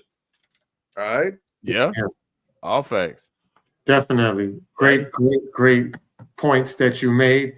Milah, I wanted to ask you, I know one of the things that you were very adamant about and that you help a lot of women with, and you talk about on your YouTube show, Moments with Milah, and I know you talked about the importance of sisterhood and how that is part of nation building. Lately, I don't know if you have particularly seen or know the details of it, but we had a debacle of women recently. So we had Kitty and Kitty Rose. We had Kitty Rose, and now Kitty and Randy versus Kitty. That was on the Tonight's Conversation. That whole debacle blew up, and drama came between these two women. And then you had the recent one that you have down at the bottom, which is Jesse Just Hilarious and Lauren LaRosa on the Breakfast Club. And then you heard like simple things about how Jess felt like, oh, when she got back from being pregnant, first thing Laura said to her was like, hey, did you see what's in the comments that they were saying about you? And she was like, damn, you ain't even asked me about my baby, nothing like that. And then LaRosa got on the Breakfast Club the next day after Jess with the Mess made this long rant about what was going on in the Breakfast Club. And then she addressed a lot of it. And I thought, LaRosa, she held her position down by saying, nah, that's not how that stuff go. It's plenty of times I told you, sis, hey, if stuff ain't working out, let me know.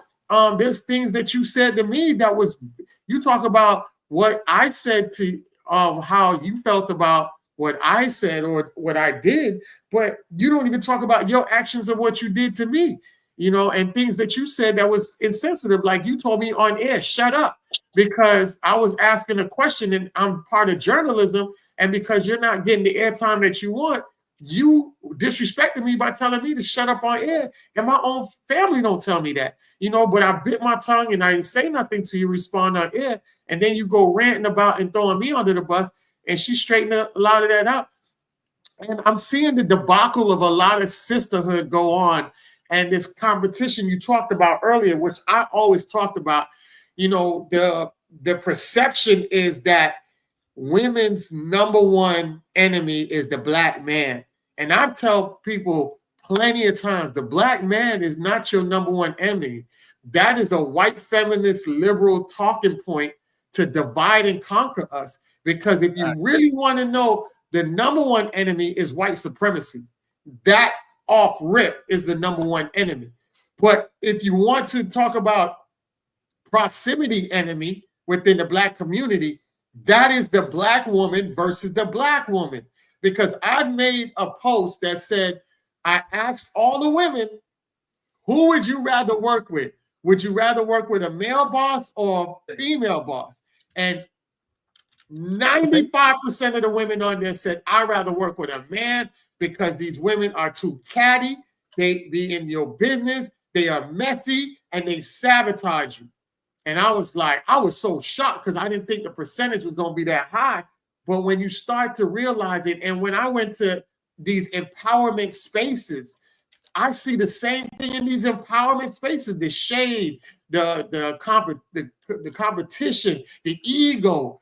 And I'm like, wow, that's the elephant in the room that a lot of people don't address is how do we get the sisterhood to come back? Because it's so much venomous women at each other's throat. It's so cutthroat, so much now that it's now carried on to physical and even deadly abuse amongst women. We're seeing women confront other women at women's house and get shot, or in the street and get shot in their car. Because that's how much vitriol has built up for women versus women. So I want to reel it back in and ask you and try to give us some insight. How do we fix this problem where we have a lot of vitriol of women versus other women, especially black women versus black women? Absolutely, absolutely. With that, the way that women are sisterhood with black women is the foundation of the nation, because we are the first teachers.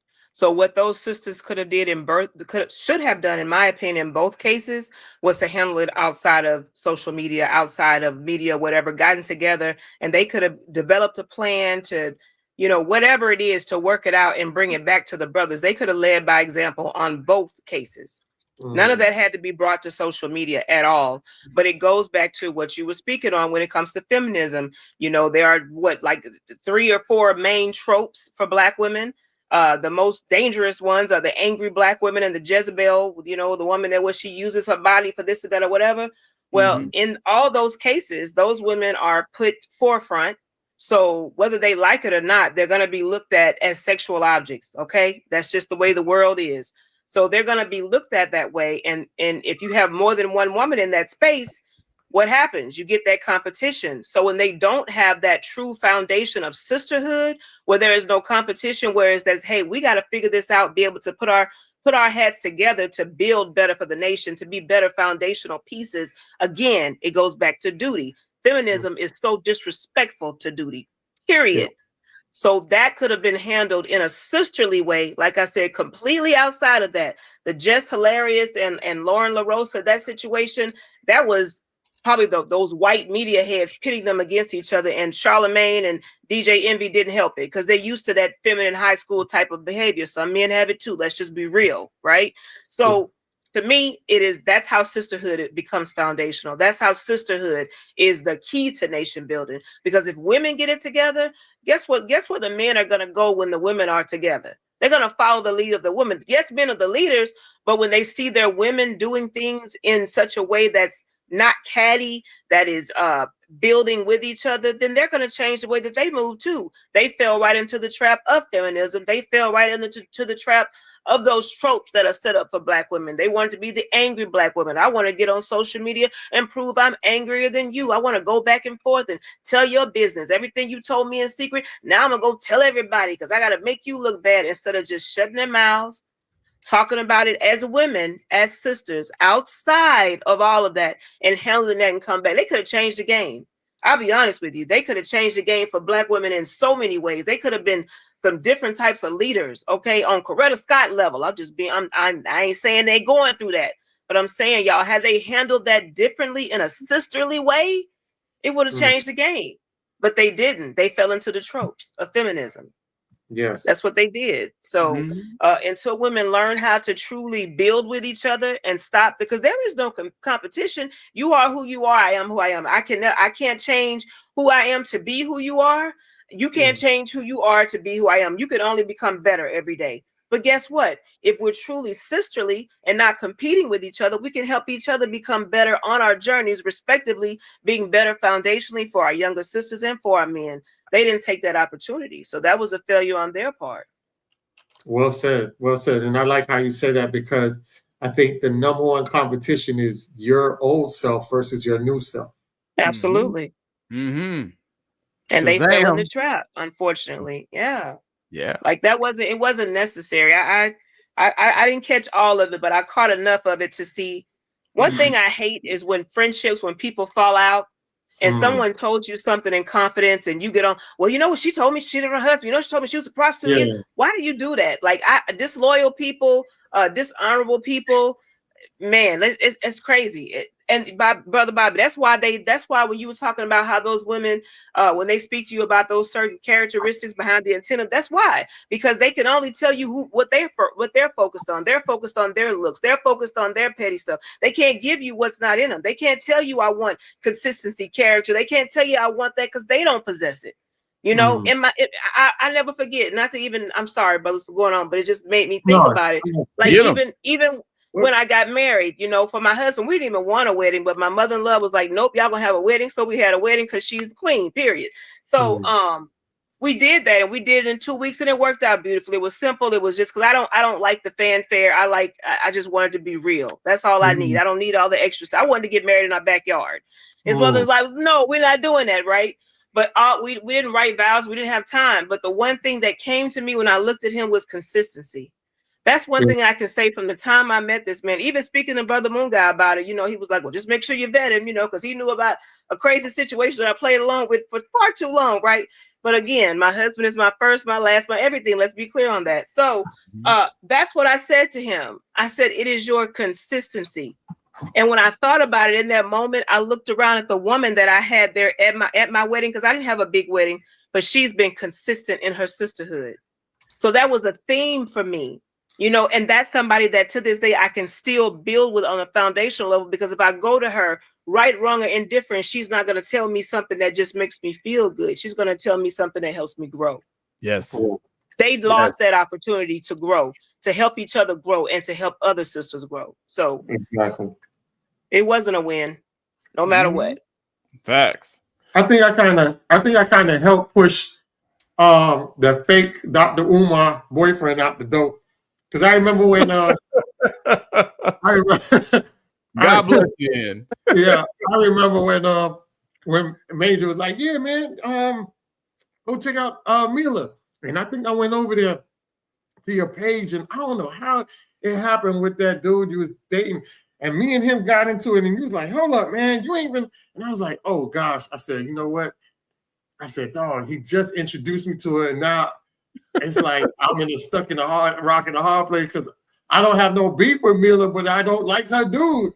And I think after that, shortly after that, Milah, brother, he wasn't my dude. He wasn't my dude. He was an experiment for the people. I did my part.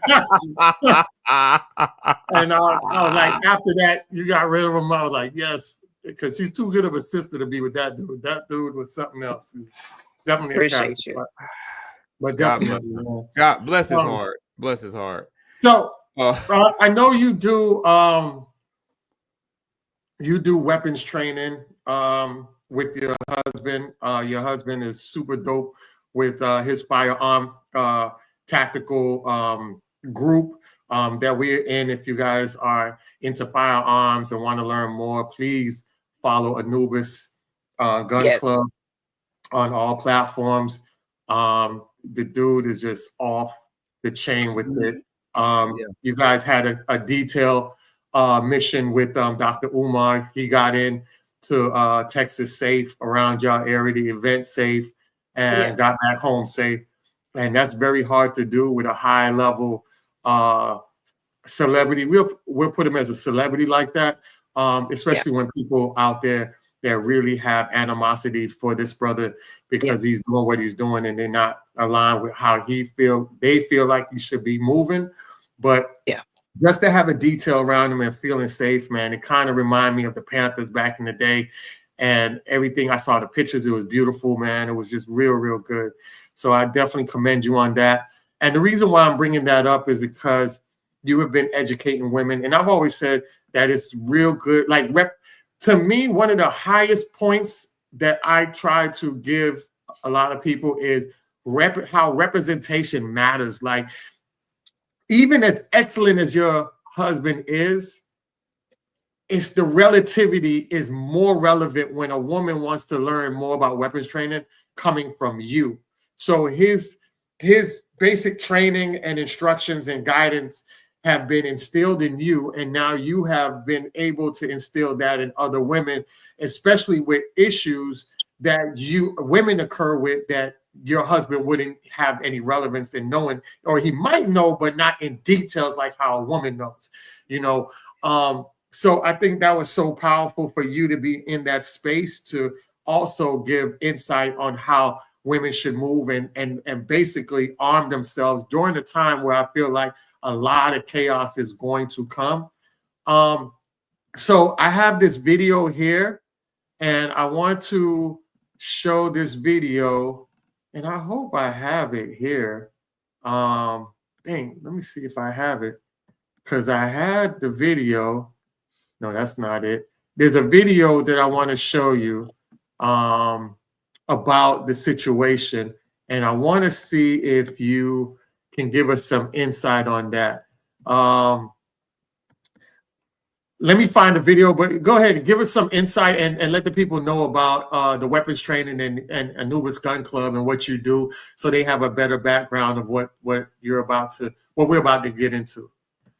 Okay, so my husband is definitely the founder of the Anubis Gun Club. We are not a part of a quote unquote movement. We are, in essence, to be honest, we're our own movement because we truly focus on nation building, business building, weapons training, survival training, self-defense for women. We do that for free. My husband offers that virtually for women in the community to learn how to protect themselves. He'll meet with them in person, or typically will train online. Our brother in Anubis, brother Nathan Bridges is our training captain, training major now for Anubis, and he actually owns a gun club. Owns a gun training organization called Montu Tactical, and so we incorporate that into what we do. We have monthly trainings. We offer free training to the community. You don't have to join Anubis, but we want you to be safe. And even if a lot of people say they have guns in their homes, but they've never used them before. So we want to teach you the basic safety on how to use your gun, how to store your gun, and just so that you understand that guns don't unalive people, people unalive people. A lot of people have that fear when it comes to training or touching weapons. They think if they touch it, it's going to go off. You know, teaching you that you need to be able to carry your weapons properly. You need a holster. You shouldn't just put your gun in your pocket like that grandma did on the video the other day and just pull it out and almost blasted everybody. Like, you can't do that. You need to be properly trained on how to store your weapons, how to clean your weapons, because you don't want to have malfunctions. And you need to get over that fear of weapons, most importantly. And I think for women, that is a really, really big thing. Even for myself, growing up, you know, in different environments, seeing people get shot, seeing things that I wish I could unsee, but I can't. I had a fear for the longest of just the sound of gunfire. But with my husband's teaching and patience and guidance, you know, I got over that, because he was like, no, you gonna shoot. You know what I'm saying? You're gonna get this down, and you gotta know I'm gonna protect you, but I need to know you can protect yourself too. And realistically, anything that you love, you're gonna protect it. Women, y'all protect you the same way. You go out in the rain, you get your hair done, you'll get a Tupperware, you'll get a plastic bag, you'll get anything you can find to protect that hair. You got to be able to protect your person the same way, and not just yourself, but your husband, your family, your children. You know, you got to be able to get to that point where you don't have that fear of training. And so that is what we teach. And not only do we teach gun training and gun safety, like I said, we do camping out on our land. We teach you how to survive, how to make fire out of, you know, things that's basic in your home that you may not even think you could make a fire, like your dryer lint. We teach you how to store that and pack it with Vaseline, so you know that those things are necessary. We teach you how to pack your bug out bag, because you don't know what'll happen. You need to always be ready. You need to always be ready. And not only that, we focus on physical fitness, because you can't necessarily do the work if you don't have the breath to sustain yourself. So we really focus on collectively that for all in the community. It's not just for any particular it's for Black people. I listen, I'm Black first. I'm a Pan-African. I make no apologies for it. That's who I am. That's what I am. That's why I am, for my people. So we train our people to protect yourselves. We train our people to be able to police their own communities, so that a lot of the things, we get people who come into our communities who don't really care about us, who handle us and don't try to help us. We want to use that right H word. We want you to be able to help yourself so you don't get handled out here in the world. Well said. And I want people to watch this video, and I want you to give us some insight on what this sister should have done better, or did she do everything right? Right. So here's the video right here. Kill Pastor Ricky Floyd. Well, tonight, only on News Channel 3, video showing a portion of what happened the night Pastor Floyd was shot to death. Good evening, and thank you for joining us. I'm Greg Hurst. Hi, I'm Stephanie Skurlock. WREG has viewed the video provided to us by the attorneys of the woman charged with shooting Floyd. We have carefully considered the weight of what's shown and the sensitivity to all involved in this tragedy. But we also believe it's an important part of the story, and one you deserve to see. Here's WREG investigator April Thompson. Plenty of speculation surrounding the shooting of Pastor Ricky Floyd outside Mama's Bar and Kitchen March 12th. Phone video captured what appears to be some of the final moments of Pastor Floyd's life. It shows the Tahoe truck he is in putting on brakes, Pastor Floyd getting out, walking toward the person shooting the video as they yell to back up. I'm backing back 3 times now. When I do that, you know, back the up. Then the video drops out. WREG sat down with the attorneys for Samantha Marion, charged with shooting Pastor Floyd to death. They say the video speaks for itself. The video does not capture the gunfire, but it clearly shows him approaching her aggressively after being told several times to stop and that he should not be, walking up on her like that. Keith Perry says his client, Samantha Marion, was behind the camera shooting the video.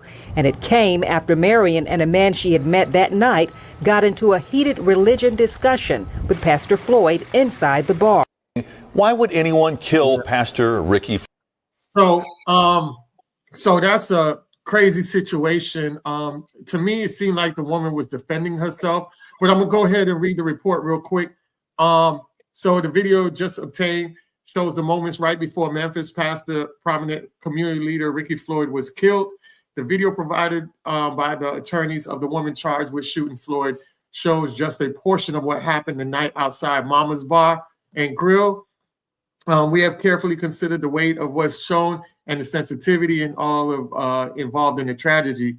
The phone video capture, which appears to find the final moments of Pastor Troy's life. It shows the Tahoe truck putting on his brakes, as we saw in the video. And then it said, we sat down with the attorneys for Samantha Marion, who was charged with voluntary manslaughter in Pastor Floyd's shooting death. They say the video speaks for itself. But there is part of inside the story that it kind of throws me off in a way. I think it's around here. Yeah, he stands in. Okay, so it says, Perry says everyone was leaving. Pastor Floyd walked towards Marion and the man got between them. He stand in front of Reverend Floyd. He's knocked to the ground by Reverend Floyd. And when he does, the back of his head hits the pavement and he becomes a little stunned and dazed. Then takes the phone from Miss Marion and he throws it to the ground and he gives a couple of insults or what you have and then starts to walk off. That's when they said Samantha Marion picks up her phone and starts recording the license plate of the truck. And then whatever triggered him, he was upset with Miss Marion. He fought through two individuals to get to her, watching him from the vehicle as he approached her. And it was clear that his intentions was definitely not to give her a hug and say, hey, let's work it out. But his aggression in his heart and in his mind acknowledges that this is only one piece of the video from that night, and it doesn't include what the police have described as Pastor Floyd holding his hands up and walking backward away from Marion before falling to the ground.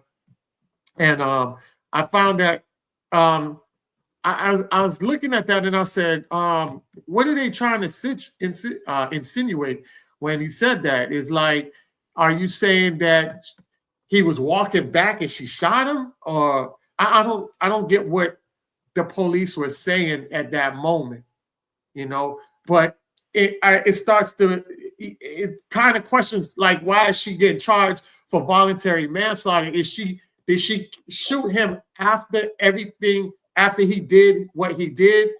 Because normally I think in the interaction, it has to be within the interaction and not when somebody's backing away and not causing direct threat or retreating away from the situation.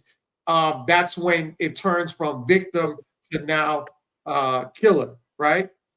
So I'm wondering if that was the gray area that caused this woman to get in that predicament like that. I had an issue with it because I felt like the men involved in there should have not put themselves in that situation. But because of, if it's men, they should have settled it out. But remember, they're at a bar, and that's another thing that we as Black people have to be more disciplined about, is that we get to these bars, get intoxicated, and then we become emotional. And then next thing you know, the level of consciousness when it comes to talking, it now gets into rage, and then rage goes all the way left. And every time that happens, somebody either goes to jail and one person ends up in the ground. So I want you to see if you can speak more on that situation and try to give some insight of how we can prevent that from happening, or, you know, how is it with the system? Because I know other people might end up in that situation similar to that. And we just want to give them some corrective information that could be valuable for them. Well, first of all, condolences to that brother Floyd. You know, if anybody loses their life, to his family, I know that's difficult. It's difficult. Secondly, Memphis is a piece of work. My brother was just recently lost his life there in Memphis not so long ago. They don't do things in an appropriate way. It's a very corrupt city. So let me just say that first and foremost.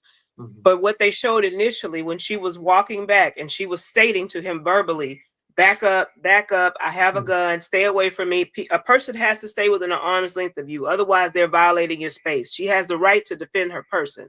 She has that right. And if she repeated that 3 times, there should be no charge to her. She repeated it. So, of course, the video dropped. There's going to be some wishy-washy. It's Memphis. Let me just say that. But legally, she handled things the right way. When they're saying that he was walking back and he fell once he was walking back, maybe he fell and the camera dropped. She had already shot him. So if he fell as he was walking back, maybe it's because he had already been shot. But she did the right thing. She stated her intentions. She said, stay away, back up, back up, back up. Legally, you say that 3 times. Yeah. And if the person keeps aggressing towards you, you have the right to defend yourself. So I don't think it's going to go through. I don't think she's going to be charged. I just think because I know Memphis, and because of the town, the way it is, they got to make it look a certain way until the truth comes into play fully, until all the rest of that information comes in. But I can't see the sister being charged, especially when she backed up. She continued to back up, and we saw him being the aggressor. Yeah. There's no way. She's truly defending herself. And if he fell as he was walking back, again, it's because he had already made contact with her. The video, the article said clearly that he was walking to her with aggression. He wasn't coming to hug her. So, he seemed like he's a pretty big man. I don't know her size. She seemed fairly small. But regardless, she said verbally, back up 3 times. That's legal. Yeah, exactly. And I wish the sister well, because I don't think the sister needs to be in jail. And it's very unfortunate. And I tell people all the time, there's 2 things you do not discuss with strangers. That is politics and religion. Don't do it. It never ends well. And I just wanted to land my plane on that. You fellas, go ahead and you want to chime in on that? Shout out to that sister for standing her ground and doing what she had to do. I mean, I hate to see Black life being lost. Yeah. However, I hate to see people attack sisters. I hate to see people attack anyone in general, but men attacking sisters in particular, you've been advised 3 separate times. Back up. What does that mean? Yeah. You understand? And it's, unfortunately, a lot of times when women say things, men don't take them seriously. And this is where that can end up. This is when that goes left, especially when you're a particularly large man, bearing down on a woman. Nigga, what did you think was going to happen? You know what I'm saying? And, I can't feel sorry for dude in this type of case. And like you said, you want to avoid, these hot topics with people that you don't know.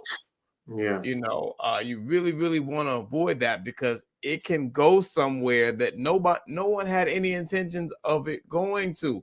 And you're not going to necessarily change anyone's views. So why are you getting so invested in it? I don't understand that in the day-to-day back and forth that we have on social media.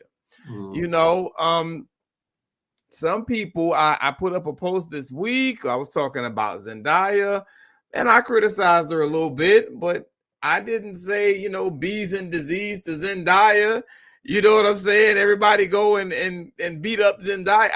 It wasn't all that. And I mean, people was, oh my God, you need to stop hating light-skinned Black women, and you need to heal and all this old shit. Oh my God, what? There's just a broader issue with us as a people just doing too damn much. And it goes back to celebrity worship. You know what I'm saying? And idolatry, and unfortunately, I don't know this gentleman, but I know that in the church, we got a lot of that too. Shout out TD Jakes.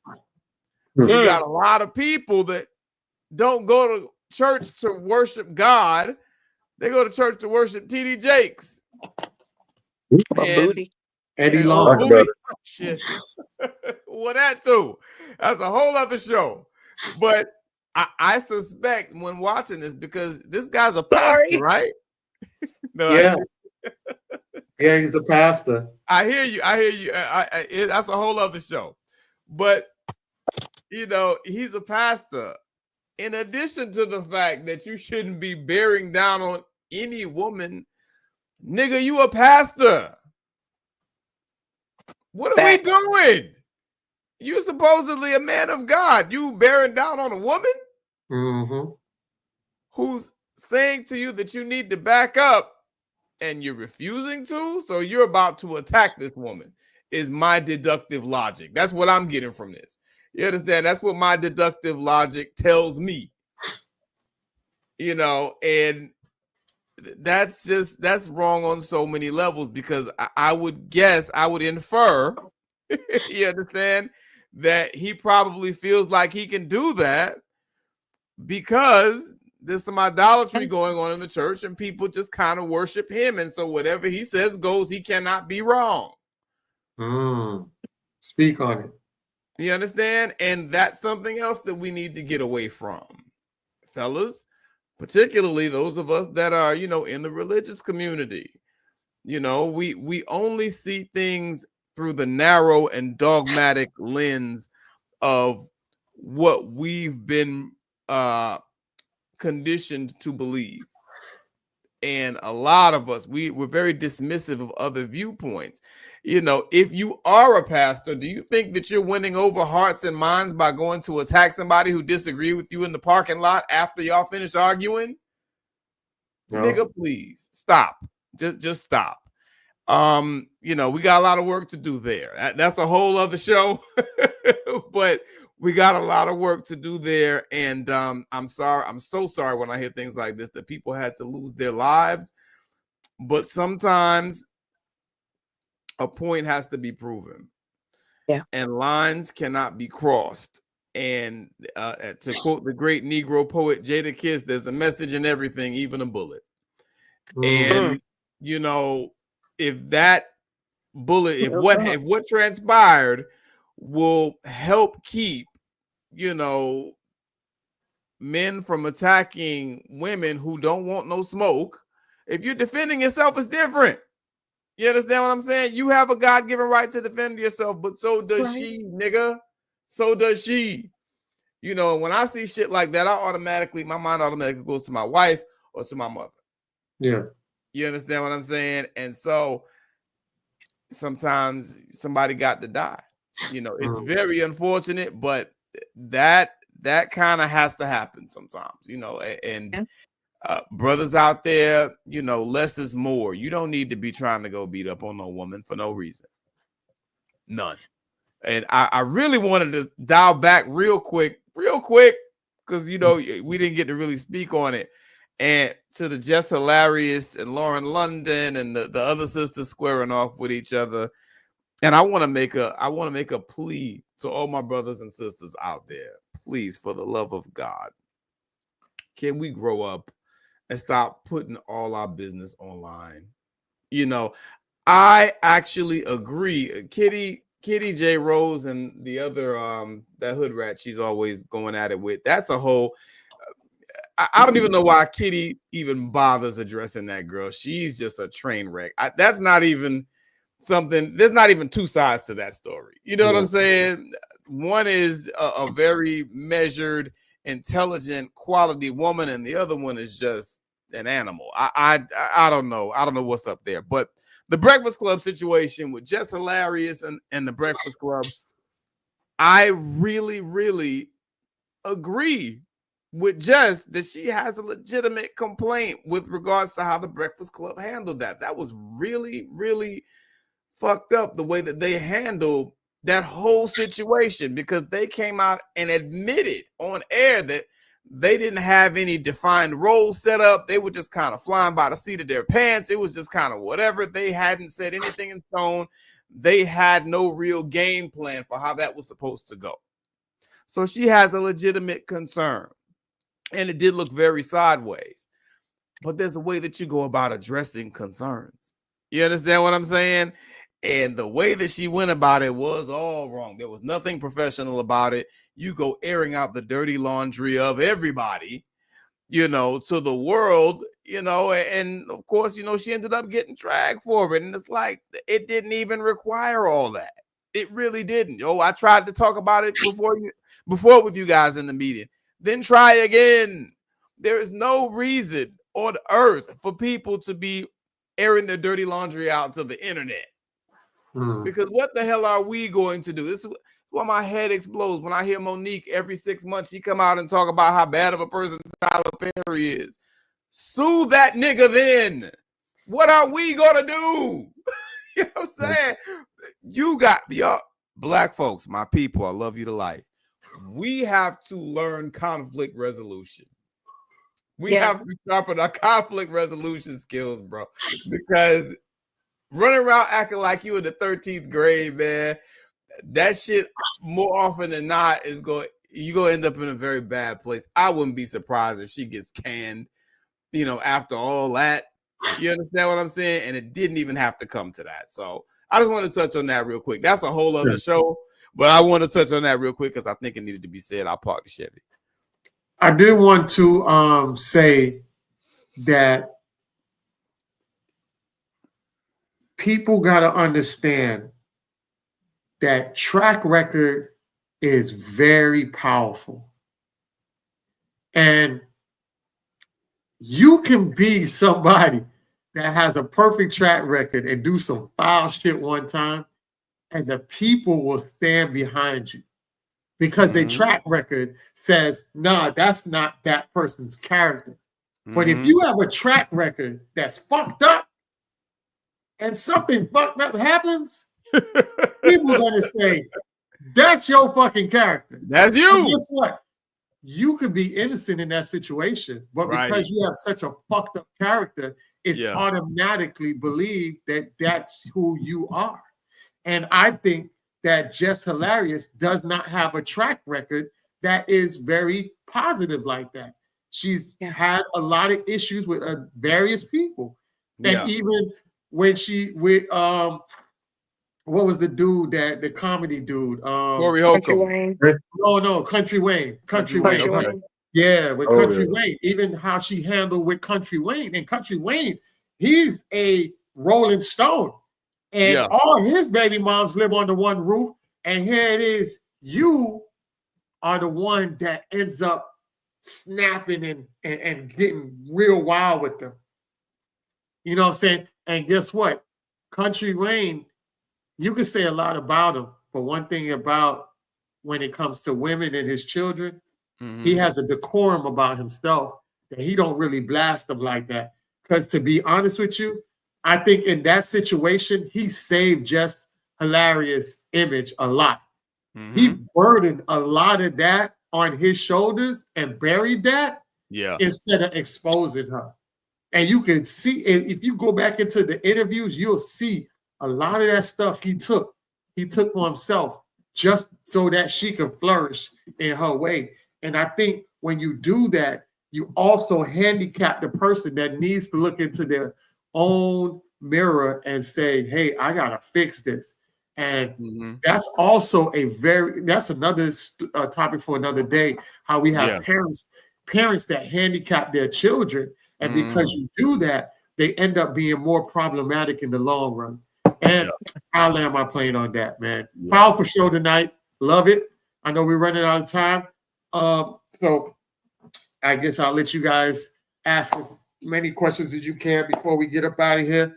And I just appreciate you for coming on, Milah, and giving us some great gems for the night. Our peoples love you. And we definitely have to do a part 2 with you because I know there's many more other questions than other topics that you can help us out with in the future as well. I appreciate y'all having me on. Y'all know y'all family. It's all good. Thank you. So I give it to you guys to carry us out. No queen check tonight because it was just too powerful, and we could go on and other episodes, man. I didn't think this show was going to be this powerful. I knew it was going to be powerful, but not this powerful. So much. Because there's so much stuff, man, with our queen like this. When you have a woman that exudes divine femininity, the energy is just so powerful, man. It exudes your normal time frame, man, because that's what it is. And you know what's so crazy? It was real quick. It was something somebody. Oh, I don't know if you guys caught the Breakfast Club interview recently with the Queen Mother was on there. Of course, Felicia Rashad, and it was something in there that and people get on what's the dude that man, what's the guy that goes around, Charleston White. Remember, I played a clip from Charleston White, right? Mm-hmm. And when he got into it with that liberal feminist talking woman who don't know if she want to be feminine and she want to be masculine. I think they said she went back to being feminine now, but I forgot what she called herself. The Queen Maker. Yeah, Queen Maker. Yes. Oh. He got into it with the Queen Maker, and you remember he had that one clip I showed, and he was like, "Listen," he was like, I think it was the thing about the woman that was up there talking to the man and went up in his face, and the son had shot the dude in the takeout, and he was like, "Listen, my mama wouldn't be up in no man's face. My mama wouldn't. She would remove herself from a toxic man." And he said, when you have a powerful woman, when a woman comes in and you just know the way she move is powerful, she make everybody in that room straighten up. You ain't got to say nothing. The minute she opened that door, or somebody opened that door for her and she step in the room, you cleaning off your shirt, you pulling up your pants. You don't even know the woman. But because the way she exudes that feminine, divine femininity, it automatically makes everybody tighten up. And Felicia Rashad said something similar to that, or it was displayed on the breakfast. No, not Felicia Rashad said it, but I think Charlemagne has said something like, "Man, we made sure that we was in here cleaning up and doing everything for you." And I was like, because the statue of who she is as a woman, she is not no Sexy Red. She isn't no Megan Stallion. She ain't no Angela Simmons. This woman exudes the epitome of what a real woman stands for. Her morals, the way she talks, everything about her, just the way she says things, like the everything she spits is just gems. So when she was about to come there, they went to spring cleaning the whole room. And I was just dying laughing when I was hearing that, because it's so true. Even in my personal experiences, when I've seen a woman come into our space, boy, I'm slapping the back of my dude, like my homeboy head, if he like saying something out of the ordinary that even seems a bit disrespectful. Yeah. You know what I'm saying? That's power. That's the defined femininity level we need to get back to. And I say that because Milah Renee exudes that same divine femininity when she steps in the room. And we need more of that. And once we see more of that, we'll see everybody else in the community straighten up. And I'll land my plane on that.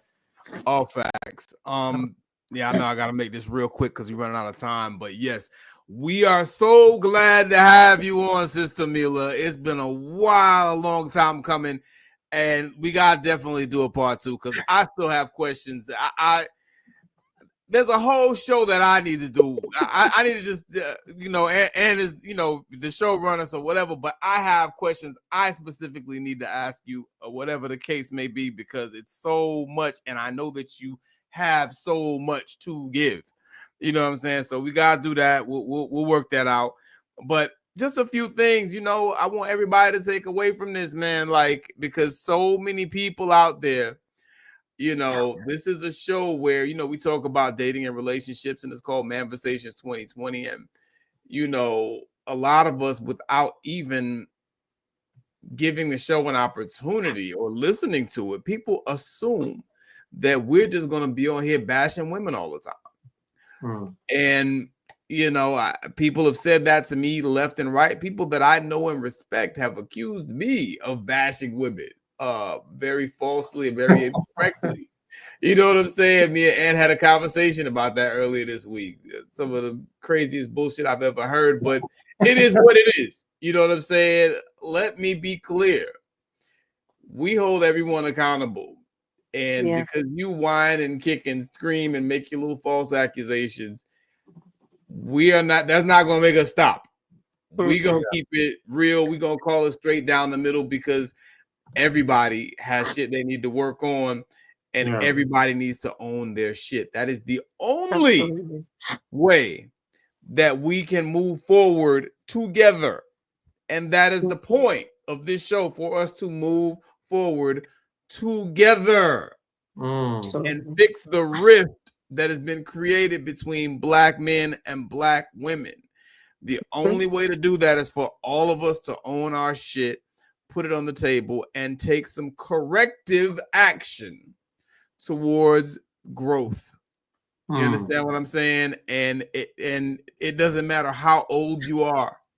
You understand? You need to get your ass. In fact, if you're an older person, you might be one of the first people that need to change some shit. You understand what I'm saying? And a lot of older people tend to get upset when they hear younger people checking them on their bullshit too. Yeah. All right. So we see you. You understand what I'm saying? And that don't mean we stopping. It is what it is. And I'll park the Chevy. Well said. I want Bobby to go, and I want Milah to close us out with her closing statements on everybody. So go ahead, chop it up, Bobby, so that way it don't put the pressure on you to close us out. First off, I don't know why you was capping before and talking about we're not gonna have a crown check tonight. What are you talking about? We got the crown check right here. The whole show is the crown check. Fact. Why are you capping? We had a live in the studio crown check right here. That is true. This ninja.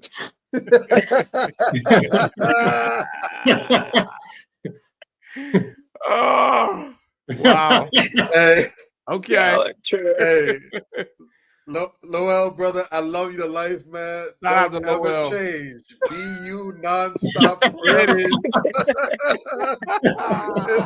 And Lowell, I trust, boy. Let me tell you. Facts. Oh God. Completely lost my train of thought. Y'all are hilarious. Anyways, beautiful show, amazing show.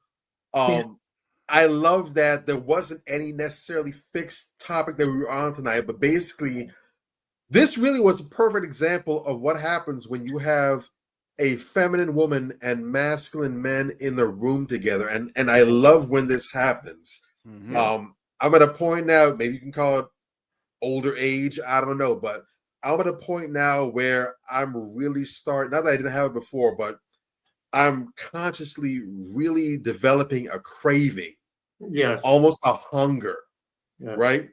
For this kind of dialogue where we have healthy conversations between masculine men and feminine women who are healthy and healed, because the oxygen's different. It feels better. It smells better. The vibe is different. You leave away recharged. I could do this. It's 10 o'clock Standard Time. I could literally do this for another 3 hours easily and not even get bored or tired of it. Oh yeah. This kind of exchange, it doesn't drain you, doesn't take away from you. It rejuvenates and regenerates you. You get more energy. Right? Because this is what it's supposed to be like.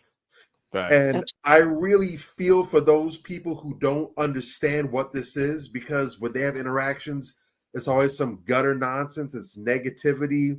It's some sort of back and forth bashing, misogyny. I feel for people who don't get to have these exchanges, either because it's not around them, they don't have healthy people near them that they can have these conversations with, or they themselves aren't healthy. So anytime they're injected into the equation, it becomes something negative. But I would strongly encourage anyone and everyone who's watching this, if you know for a fact that you do not get to have these conversations, I would advise you to do some introspection, look within yourself first and foremost, take an honest self-assessment and say, you know what? Am I the problem? Or like they like to say on the on Reddit, AITA, am I the asshole? Is it me? Am I the reason why when I'm around, there can't be any positive discourse and healthy back and forth? And if so, I would strongly recommend that you go and do the work. Go get that healing. Go and find a therapist. Go and find a mentor, whether you're male or female. Find a mentor to help you get on the straight and narrow so you can have these discussions. Not just so you can fill up your social calendar. It's not so you can just talk to people. It's not that. But it's so that you can actively be around people who are solid and positive and will help you grow and evolve in life. Yeah. Because if you yourself aren't healthy, you're not going to have healthy, positive friends.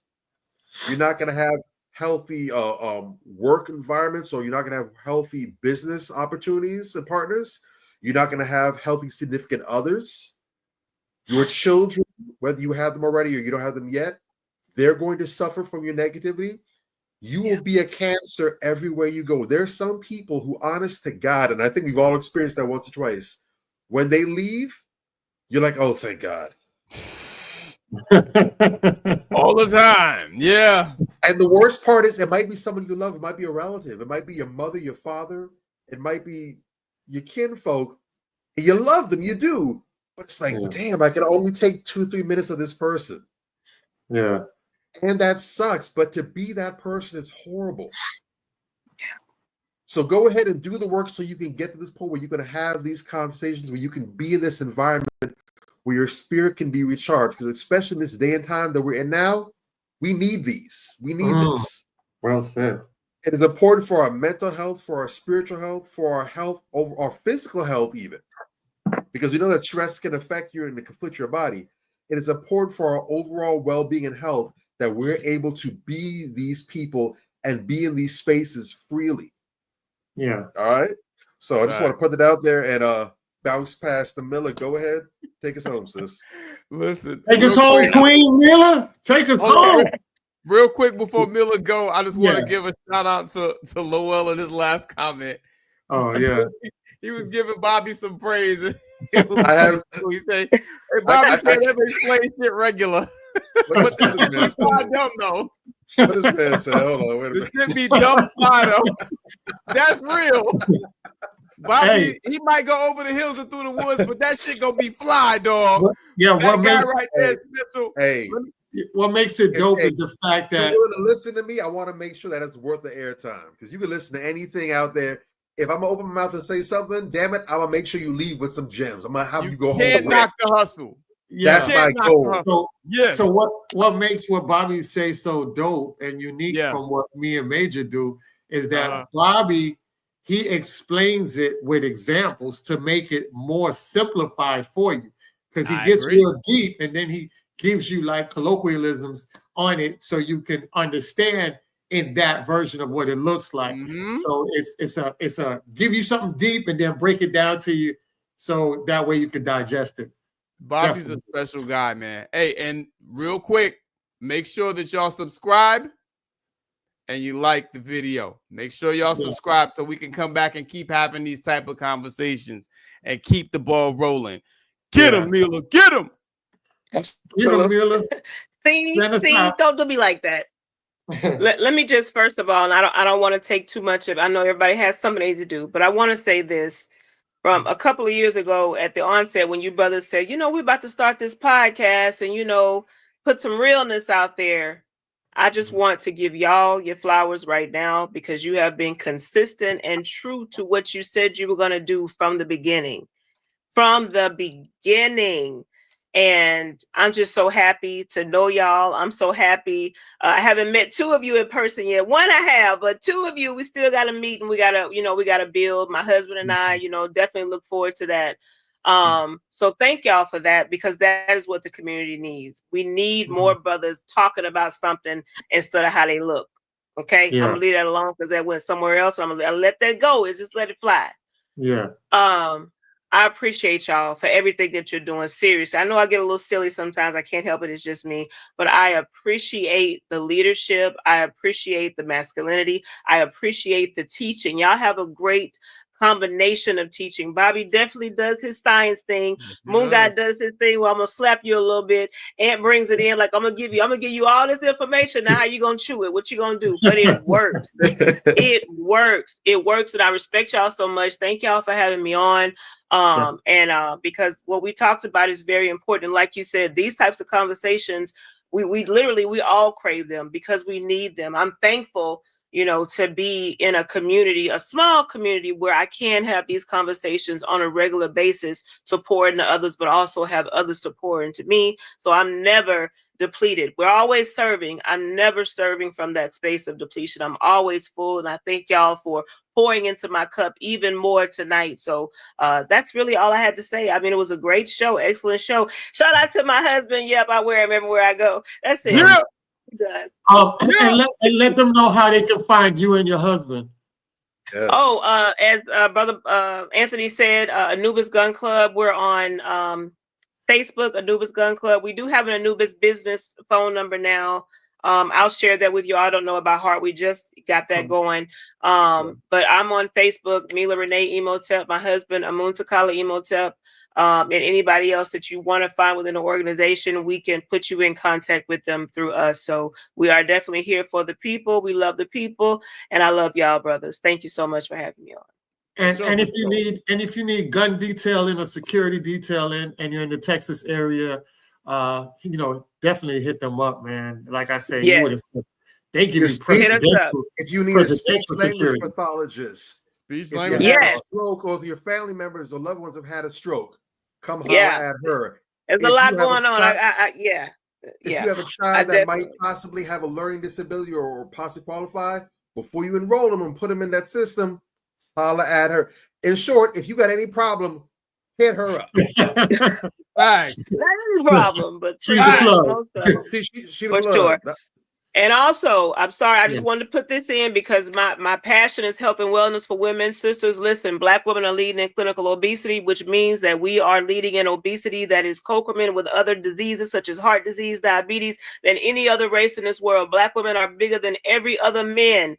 Every other man in every race, Black women are statistically bigger. That is not a good look. We talk about how we want to win a race. That is not the race we want to be in the front of. We need to fix that, and you got to do the work, sisters. Nothing else works but the work. Not getting liposuction 360 BBLs. I don't want you looking like, you know, I don't want you looking like that. I want you looking like a naturally powerful woman. I want you to be recognizable at the day, the night, all that. Okay, that's it. I'm done.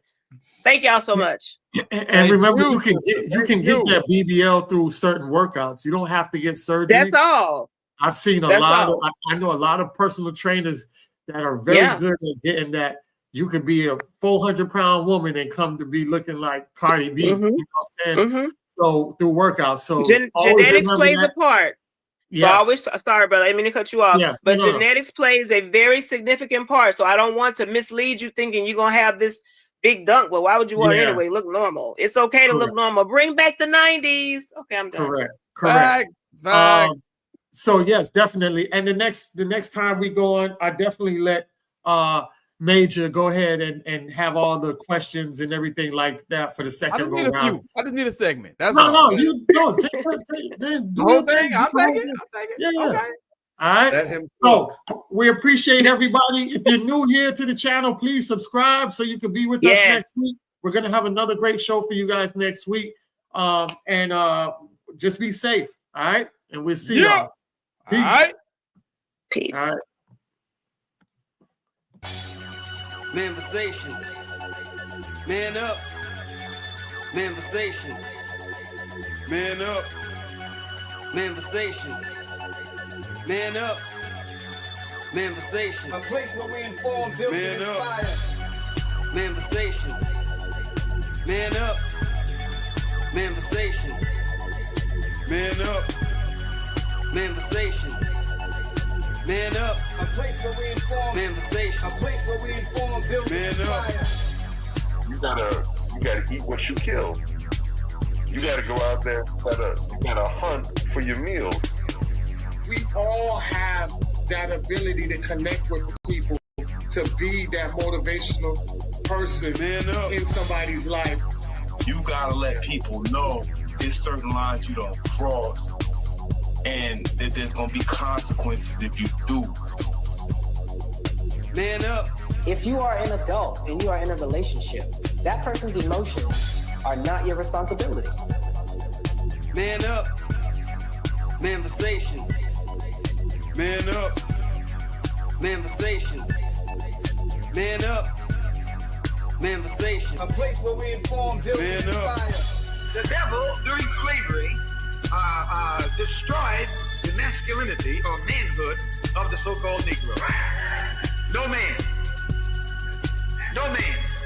Right now you got to be trained all over again to be a man.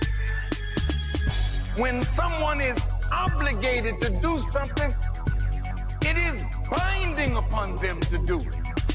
And failure to do it causes reaction. Man up. Position make you rich. I don't have that type of richness. My richness is life forever. If that people knew that glorious path, if that people knew that glorious path, if that people knew that glorious path, then they would be more inclined to respect themselves. I'm not saying I'm going to rule the world or I'm going to change the world, but I guarantee that I will spark the brain that will change the world. And that's our job, is to spark somebody else watching us.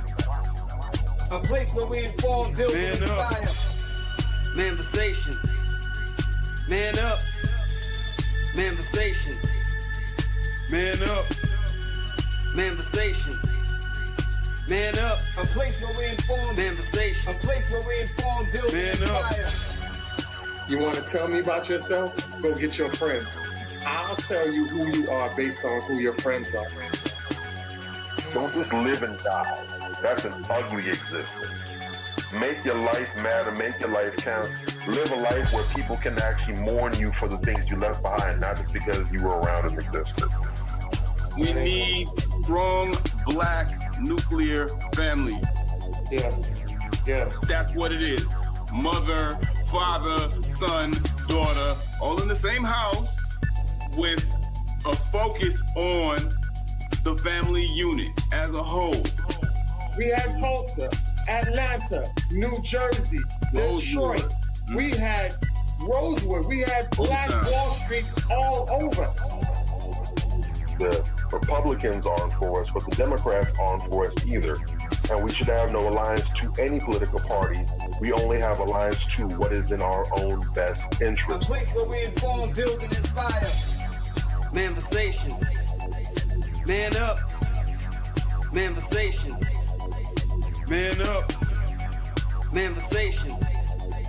Man up. A place where we inform. Manifestation. A place where we inform, build, and inspire. At the end of the day, as men in the community, we must stand together and be counted because people look to us for guidance, leadership, and protection. And if we are not about that business, we are not on our job. Here we have grown-ass man conversations in the spirit of that purpose. Anthony Malcolm, Bobby Drake, Major Gage, we are